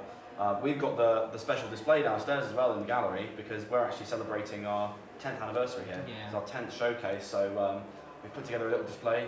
Again, that was part of your job this year. Yes, thank you very much. Doing all the posters, but that looks awesome. I've had a few people kind of comment on that. Oh, it's been really nice to see the timeline of how things have progressed. Yeah, it was tricky. I'm not gonna lie, because it's every year they create like an OXO poster for the showcase, and you go back a few years and the OXO posters didn't exist. They didn't ask for them, so I've had to, with care and love, recreate them for the older years. So I hope that anybody watching from there does find it respectful to a degree. That reminds me, actually, if Holly and her class are watching, hello! We saw your message on Instagram. We hope you're enjoying the stream so far. But yeah, what else have we done? We've done a lot of stuff. We've been Ice cream. so much. Ice cream. We've got free ice cream. Yeah, we've got ice cream downstairs. Bradley from Whipsmiths is running the ice cream that we've got. Bradley is himself a Brunel graduate, so he's been very kind to come in and help us out with that. And that seems to be going down well. I think the weather was really weird because the weather was very hot and then it was meant to be very rainy. But ultimately, if you give people free ice cream, they will come. Well, it's been actually quite a warm day today. Yeah. I mean, we knew it was going to be quite warm, but we thought that was going to be paired, with a lot of rain, and it hasn't, come yet. Fingers crossed. Touch wood. So no, it's been great to have that there. I've personally tried all 3 of the flavours, and they are all very good. I've not actually tried one yet. Have you not? No. Any of them? No, not any of them. You'll have to go down. What's your favourite? I think it's the Ideally Raspberry. Really? Yeah. Oh, okay. I've only had the raspberry one. I did like the raspberry. The raspberry one is getting a lot of plaudits, I must say. The mint one though is also very good. I need to try the mint one. I need to find Just try them all, man. I will. Are they all down there? Can I just pop down and one of each? I mean, maybe not right now. But afterwards, knock your socks off. To be fair, if you wanted to go and then bring like 9 back, that would work. I've just pop back up with all of them. Then as you would. But no, it's been great to see Brad and ex-Brunel around here exhibiting, seeing what he's been up to after graduating from Brunel. Yeah. In addition to that, we've also done a bit of a web campaign with Dezeen this year. Yes. So we've had some of our students' work featured in Dezeen, and that's been really exciting to see. As a large publication, something that gains a lot of traffic in the UK and abroad. It's been really exciting to see. No, I think most designers can agree. They'll probably check, Dezeen once or twice a week, having a look at, what's going on. It's really great for just kind of seeing, what's new in the community. So it's really great to have the work featured on there. Not only the show, explaining how that's working, but also showcasing some of our student work. I think so, yeah. Yeah, it's really cool. We actually had someone pop up to reception and say, "We're here. We saw the article. Okay. Come." It's cool. It's really exciting. We're making waves. It's good. It's good. Making waves. Depends on your brand name, though. Making waves. Making waves. Making waves. Making waves. 2022. There you go. There's a free one. Chuck that in the pot. But yeah, it's not just today. We've got another 3 days of the showcase now. We've got some really exciting things planned for the rest of the week. And we've got our industry view evening tonight. Which is always good fun. Real chance to connect students with professionals and get some real meaningful, real world feedback. Are you guys looking forward to that? Definitely. No, I think it's something that's going to be really great this year. Obviously, communication has been a bit strained because of the pandemic, so it's really great to have industry here. We've had a lot of industries coming, so that's great, and a good chance to network with the students and speak one-on-one about what they're doing now, their projects and what they're doing in the future. I think we've got the Santander Awards as well, and they're trying to give money to students. Students with top work, they're going to give some money so they can take their project further, so that's really exciting. Yeah, we've got the Santander and the Co-Innovate Awards, I believe. Yeah. Vince has very kindly made the Brunel trophies, I've seen them. which look cool. They look really nice. They're actually not too far off the colour of No, the I was blazer. going to say they're very close. Just I'd say they're looking at it now, I think the hue's a bit redder, but other than that, it's. Well, maybe that's where he got his inspiration. Yeah. You should go up with a Pantone swab and check. I should. Yeah, I should. Vince has got a load of these borders just Oh, yeah. puts them up. The awards this year being sponsored by Paz Wardrobe. We've got Wardrobe. Hopefully not. Why hopefully not? What about the alumni event, Joe? How are you feeling about that one? I think that'll be a really nice event, especially obviously the alumni from last year. It'd be great for them to come and obviously see the Barge House. It's really a shame for them that they couldn't go ahead with the show last year. But it'll be great to see a lot of those coming back, and especially those alumni from further out as well. Sure. We've had contact with alumni from years, I think even decades ago, that are really interested in coming down. So it'd be great to see those and have a bit of a reunion about what's going on both with Maiden Brunel and the Brunel Design School. Yeah, that's another thing as well, actually. The Brunel Design School is launching tomorrow? Yes, tomorrow. Tomorrow, I believe you've been kind of helping prepare a little bit for that as well. Not as much as we probably should. No, been busy lugging stuff up and down the stairs. Sorry, Paul. No, Mib has definitely been taking up a lot of our time at the moment, but really excited to join while we're launching the Brunel Design School tomorrow. Yeah, that's a really exciting kind of future for design here at Brunel. And I'm looking forward to seeing how that evolves, much like Maiden Brunel has over the years. Yeah. Absolutely.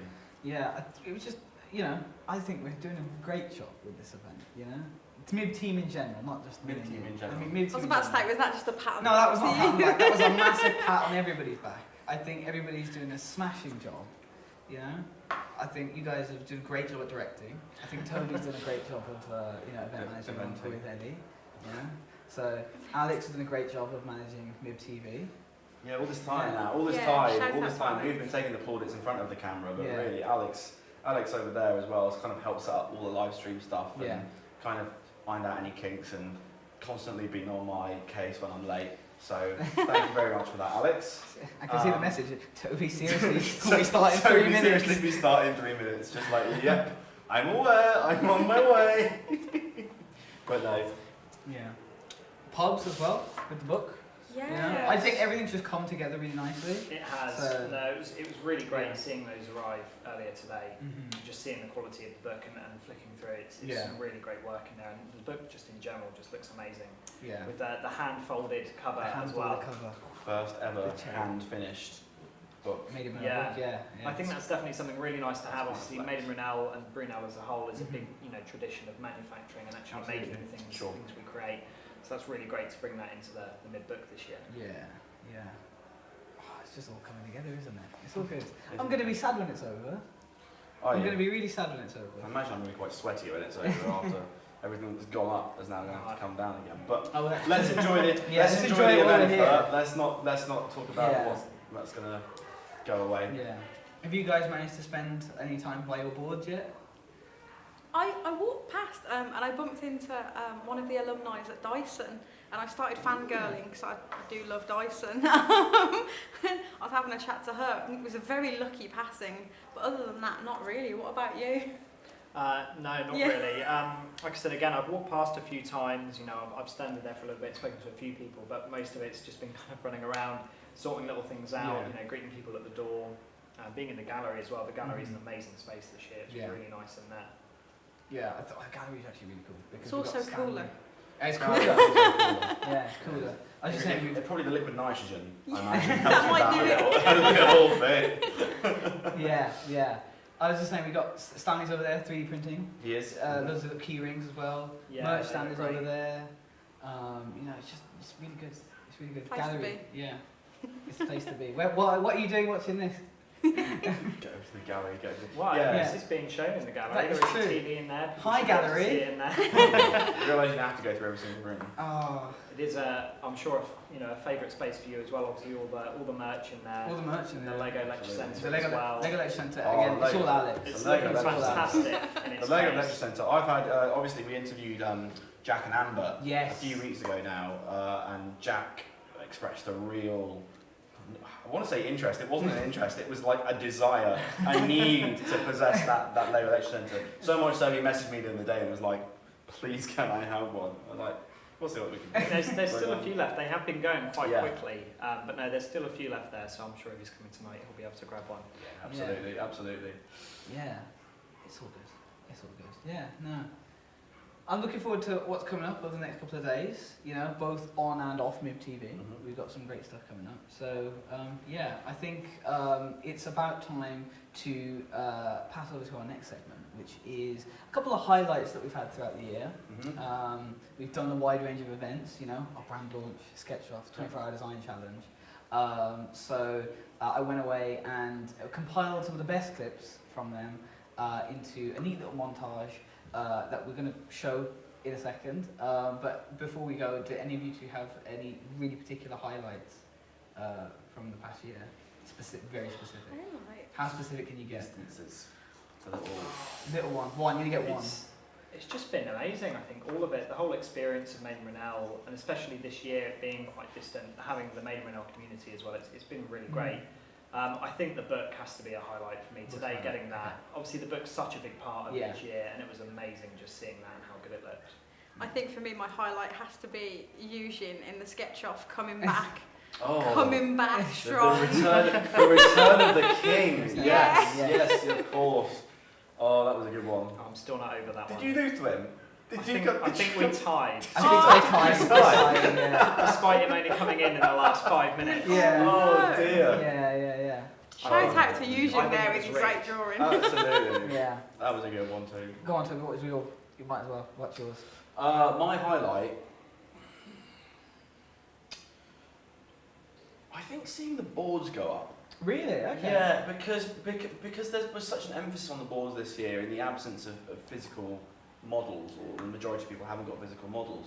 Seeing the boards go up on the wall as like a tangible, visible, these are the projects that have been done this year, and they are all amazing. Yeah. That was really cool to see, and especially, you know, when you get the lights on them and the barge house is super atmospheric, and the whole visual as well, kind of like with the plinths in the middle for the AR stuff, which is a new thing we've tried this year. That was really exciting. Yeah. That was like the first indication for me of like, yeah, this is going to be cool. We've done it, nearly. Go on. It's all good. Oh, I've got to say mine as well. Answer your own question. I'm not going to be honest with you. I asked it. I didn't come up with an answer. That was silly, wasn't it? I don't actually have one. There's so many though. The banner drop, The the banner merch drop. dramatic. I mean, merch was a highlight. Yeah, absolutely. Was it the highlight though? I don't know what the highlight was. Oh, go on, let's say merch. We'll say merch. Yeah, we'll say merch. Well, if you change your mind, we can always come back tomorrow and retcon it. We'll retcon it, yeah, absolutely. No, merch. I really enjoyed the merch. Everybody sporting the merch is always just quite nice. Yes. Yeah, there's our bread buckets mouldy. Show exclusive. Show exclusive. Show exclusive. Bread Show bucket mouldy. exclusive. I picked it up this morning. Yes. I've heard that the merch is going. Is it? Like it's That doesn't going. surprise me. It is. That doesn't surprise me. I need to get down quick. Yes. Yeah. But no, that's it. Thank you guys for joining us. Thank you very much for having us. Yeah. Lovely to have you. Go and enjoy the rest of the event. Yeah. We will. Go pick up merch. Go Go pick pick up up merch. merch. And ice cream. And Merch ice cream, yeah. But yeah, I think it's time for some highlights.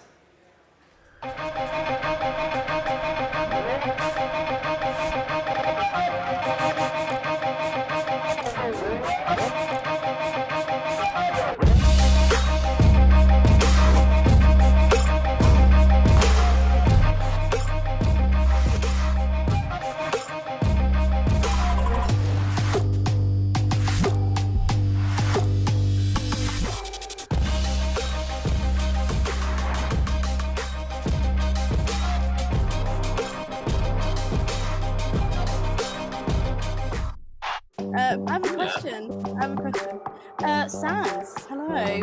Oh god, I knew this was coming. What's your I knew opinion this- on the 24-hour design challenge based on your previous I knew this was views coming. on the Sketch-Off? Thank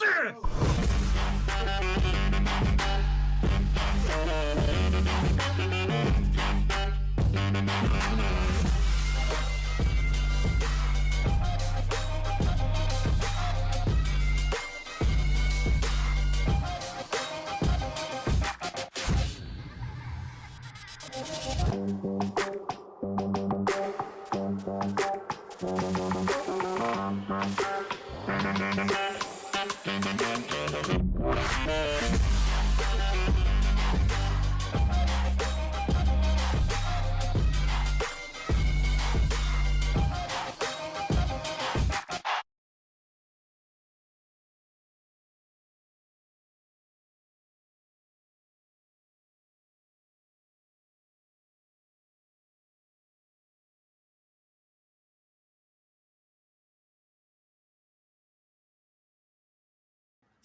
I'm going to run just another poll for everyone. This one has no bearing on anything. I'm purely curious, so... Oh, Eugene's appeared. Oh my goodness! Eugene's appeared! Don't tell me Eugene's going to come out with a wild card. Oh God, he is. How long has Eugene got? How long have we got left? Eugene's got not very long left. Eugene, how are you? He's concentrating. He's concentrating. He's focused. He's got to, make that timer. Ah, okay.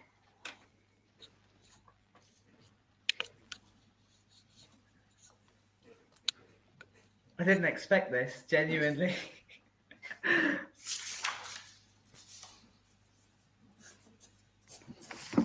Eugene says he can't hear anything, so I've just messaged him to say there's 1 minute left, so we'll see if he gets that message. I've just created a poll.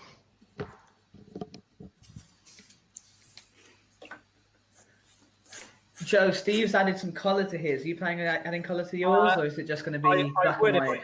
I would if I had any coloured markers, but unfortunately I don't. You'll just have to use your imagination. Oh, Steve's annotating as well. Oh. Okay, guys, that's it. Stop drawing. That's it, guys. Everybody, stop. Let me just message Eugene to say stop. Really quickly then, Joe, would you like to pitch your idea? As quick as you can. You've got 30 seconds. Okay, so my idea is a bean satchel storage device. So this is the outside here, so you can see it's available in easy carry or shoulder strap options. We unfold it. We have the inside. You've got your bean storage over here. We've got a cooking station in the middle there with some, it's a sort of gas flame. You've got your propane storage here. Okay. Up top, we've got the cutlery storage, the emergency beans, and a grating station for when you want to add your grating. Oh, grating station. Okay. We've also got a foldable plate up here that you fold up, and that's made of silicone, so it's easy to wash. And if we go back out to the outside here, we have really quickly, Joe. I've got to rush you. Sorry. The zip access there to get to the emergency beans. Okay, that's great. Great idea, Joe. If you like Joe's idea, vote for him in the polls. Steve, could you pitch your idea in about 30 seconds? Okay, thank you very much. Well, as we always say, this needs to be research evidenced and we've got to have a good background information research here. So I've linked food and fast food, as you identified earlier on in the presentation. And so what I've come up with is a pizza cooking device that is powered by hand turning, that's got a couple of batteries to obviously collect the power that's being generated by the hand turning device. Its adjustability is that you can actually raise and lower the pizza cooking area underneath the grill, and you've got a couple of bolts there to move things up and down. Obviously, it allows you to cook large pizza and small pizza, and a handy carrying handle so that you can actually take it wherever you may want to be in this new desolate world that you now live in. That's great. Thank you, Steve. Eugene's just finished, and he's given us a thumbs up. So thanks to Eugene. Please vote for who your favorite is now. I'm going to call it in like 20 seconds. So here we go.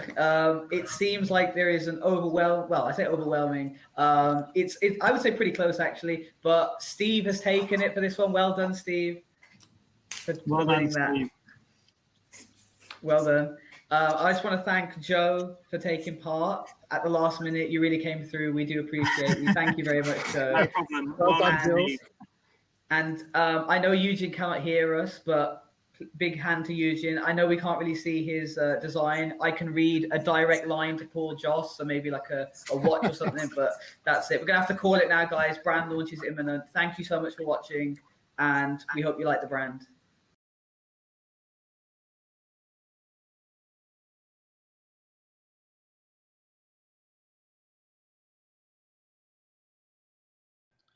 Really testing mine and Pav's ability to make an inane chatter. I can do it. I can talk about. I got a lot of stuff in front of me. I can talk about a lot of stuff if you want. I'm still drinking my dash water that I spoke to you about last week, Toby. The thing is, Pav. The thing is, like, we talk to each other far more. Like, I get that reference. Yeah, you do. No one else has no idea what dash water is or your affinity for it. So basically, I might as well give everybody the overview, right? What happened is I listened to a podcast and these people were talking about this thing called dash water. And I was like, oh, I'll try it. It's dash. I thought it was flavored water. I was completely wrong. I ordered this, right? And I didn't read the thing, but it says infused on it. And infused water is not the same as flavored water, which I learned the hard way, because this doesn't taste like Volvic. This doesn't taste like peaches. This tastes like sparkling water with peaches. I don't like sparkling water because it tastes stale to me. But I drank about 6 of them in one day, which thankfully there's no calories in it, so we're all good there, and there's no sugar and no sweetness. So I'm still alive. But I had about 6 of them, and now I've like acquired a taste for this. So now I'm addicted to them, and I've bought like 5 packs of them, and I've just drank them all. So I'm still downing dash water by the can, basically, Toby.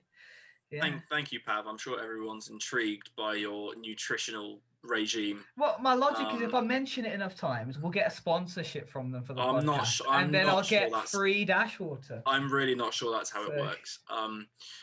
Drum roll, please, Toby. Really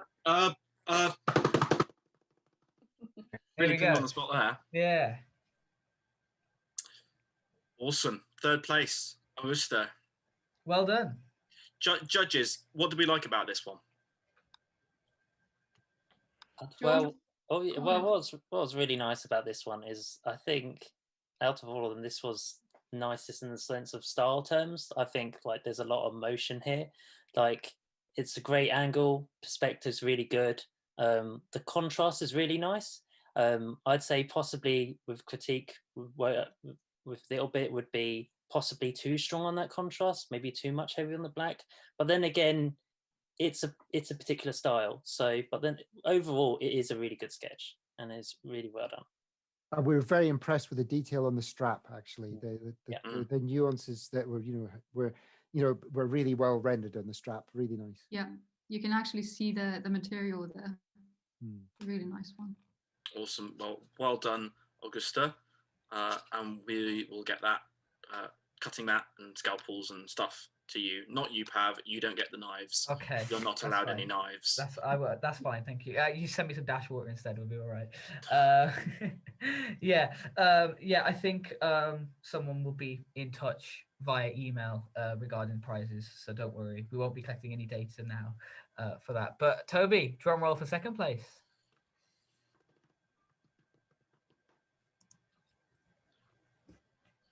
Nora Lamine coming in 2nd place.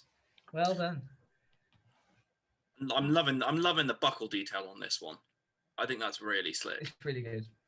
Judges, what were your thoughts? That's exactly what I liked about this, actually, Toby. So the buckle is really nice. Attention to detail was one thing that we all thought, I think. It's really nicely done on this one. And very nice attention to shadow and light. So nice attention to detail overall, I would say. There's some really nice highlights on the strap as well, and it's a really good perspective. So yeah, we really like this one. Awesome. So Nora Lamine, that's the 3D print pen that will get to you. I don't know if you ever used one before, but given we're all working from home, it should be super, super useful for kind of modeling. I think I see you've got a 3D printer in the background as well, haven't you? Yes, I do. And I have like a couple of years experience with a 3D printer. But to be honest, it's a great pleasure to be in a first year and win for the first time. And I want to thank all of you for organizing this event. And this is a great opportunity for all of us to see who stands out. Thank you. My heart. Thank you. Thank you very much. Appreciate it. A night. For the final time, Toby. For the final time, you would like a drum roll, please. Yeah, loud one. My mum's probably in bed. Oh, all right. I can't find the mouse. Here we go. And 1st place. Henry Neeson. Henry's the winner. Well done, Henry. There we go. Winner of the 3D printer. Let's hope Henry's mic's working. Yeah, let's hope his Wi-Fi's okay. Can you hear me? Yes. You can. Well done, Henry. Thank you so much. Yeah, it's stressful. Especially Awesome. quizzes in between. Just hands were shaking a little bit. I think we got most of that, so we can Yeah. we can work with what we got. Don't worry about it, man. Well, throw it over to the judges to see yeah. what they thought.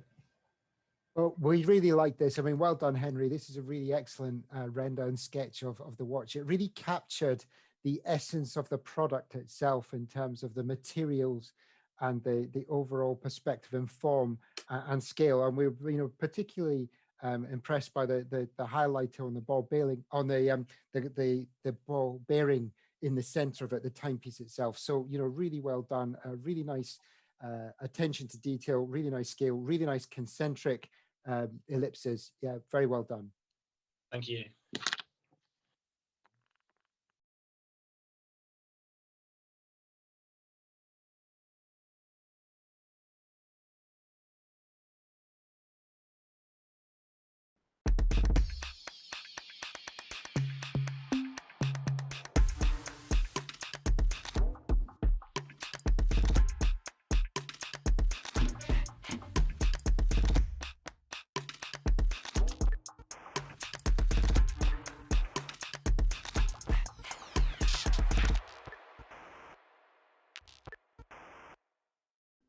(12:22 a.m.) The second stage of the 24-hour design challenge has just begun. Enya and Paravir are in the podcast studio. Hello. Hello. How you doing, Enya? Good, thank you. Fancy seeing you here, Pav. Yeah, fancy seeing me in the podcast studio. Yeah. As it's the second section now, we've got a new set of people in the rooms. The first set of people have obviously already gone and presented and finished their design challenges. We're on to a new set of people now. I think they've just started, so they've probably just read their briefs. Do you think it is a good time to go and invade their personal space? Yes. All right then. Should we do it? Let's do it. Let's go. Let's do it. What room? What are we thinking? That's up to you. That's up to you. The only thing is you have to make sure we stick together so that I can keep recording.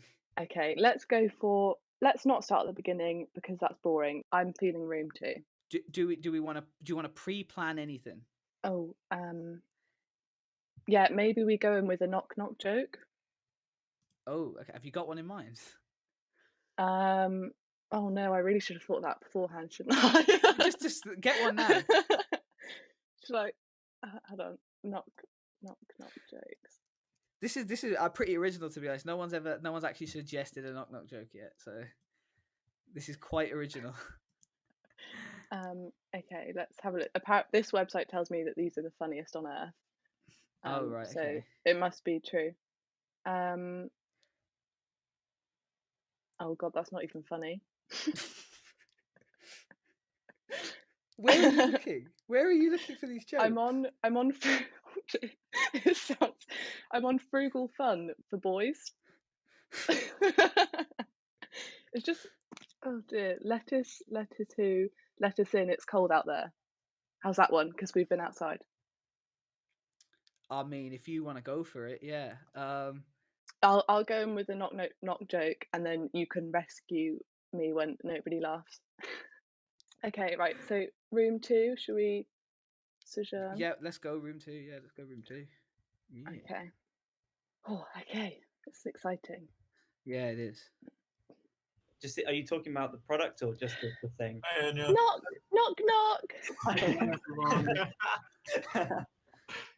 No, Come guys, in. you're meant to say it's who's a joke. there. Who's there? Who's there? Lettuce. Letters who? Let us in. It's cold in the atrium. You're in the. Hello. I had a backup one prepared. I had knock. Who's there? Ice cream soda. Ice cream soda who? Ice cream soda. People can hear me. So, yeah, it's a pretty smooth one. This is why you host the podcast. Yeah. No. Is this a podcast stand-up edition? Is it? Oh, it's brilliant. Yeah. How's it going, guys? What you got for your brief? Who you got for your brief? We've got a company called Small Fry. The best one. See, it's a pretty pretty great brief, to be honest. Naughty brief. Basically, we. I'm gonna. Tell you what, Luca, why don't you take us through the rest of the brief? All right. So the brief actually covers. Let me bring it up. Just to dumb it down, I'll read out the brief itself. They want us to revive a heritage brand, either taking an old product and redesigning it based on modern trends, or taking an old brand and design a product that could put it back on the map. Either way, we're bringing life back to something, and we've got to pick what that something is. Can we turn Graphic Communication 3 into a brand and then revitalize that? That needs revitalizing, to be fair. Can you choose any brand? Is it up to you? Yeah. Yeah. Which is nice. Which is really cool. That's pretty cool. How is the podcast going so far? It's going all right. I'm surprised no one's asked me why I haven't been with Toby yet. Why have you not wondering? Because Toby called me up exactly 24 hours ago and goes, I've got too much contextual, I can't do it. So I said, I hate you. I will replace. I'm going to replace you. So I got Karis and Enya to help me out. Some would say. I'd just like to say, and if this could be on the podcast, being in Toby's contextual group, he has got a lot of work to do. Why are you here and not helping him with the work? Well, actually, not always work. Because I'm in a different subgroup. Okay. Enya, should we go check out the other groups? Yeah. Good luck, All right. guys. You got this. Thank you. Have fun. Hang on, let me try and escape. Hang on. Oh yeah. How do I get? Bye. Bye, guys. Bye. Good luck.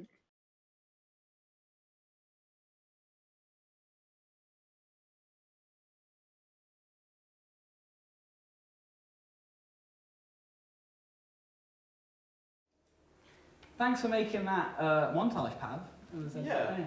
Thanks, Pav. Ah, you did a really good job. Yeah, Yeah, right back at you. No, honestly, thank you all so much for watching and tuning into Mib TV today. We've had a lot of fun. We have. It's been, as I said to Joe and Joanna, it's been such a fun time chatting to students about their projects and chatting to them about how we've done the show. Yeah. Just like awesome. And seeing the show come together today with everyone, again, really, really cool. Yeah.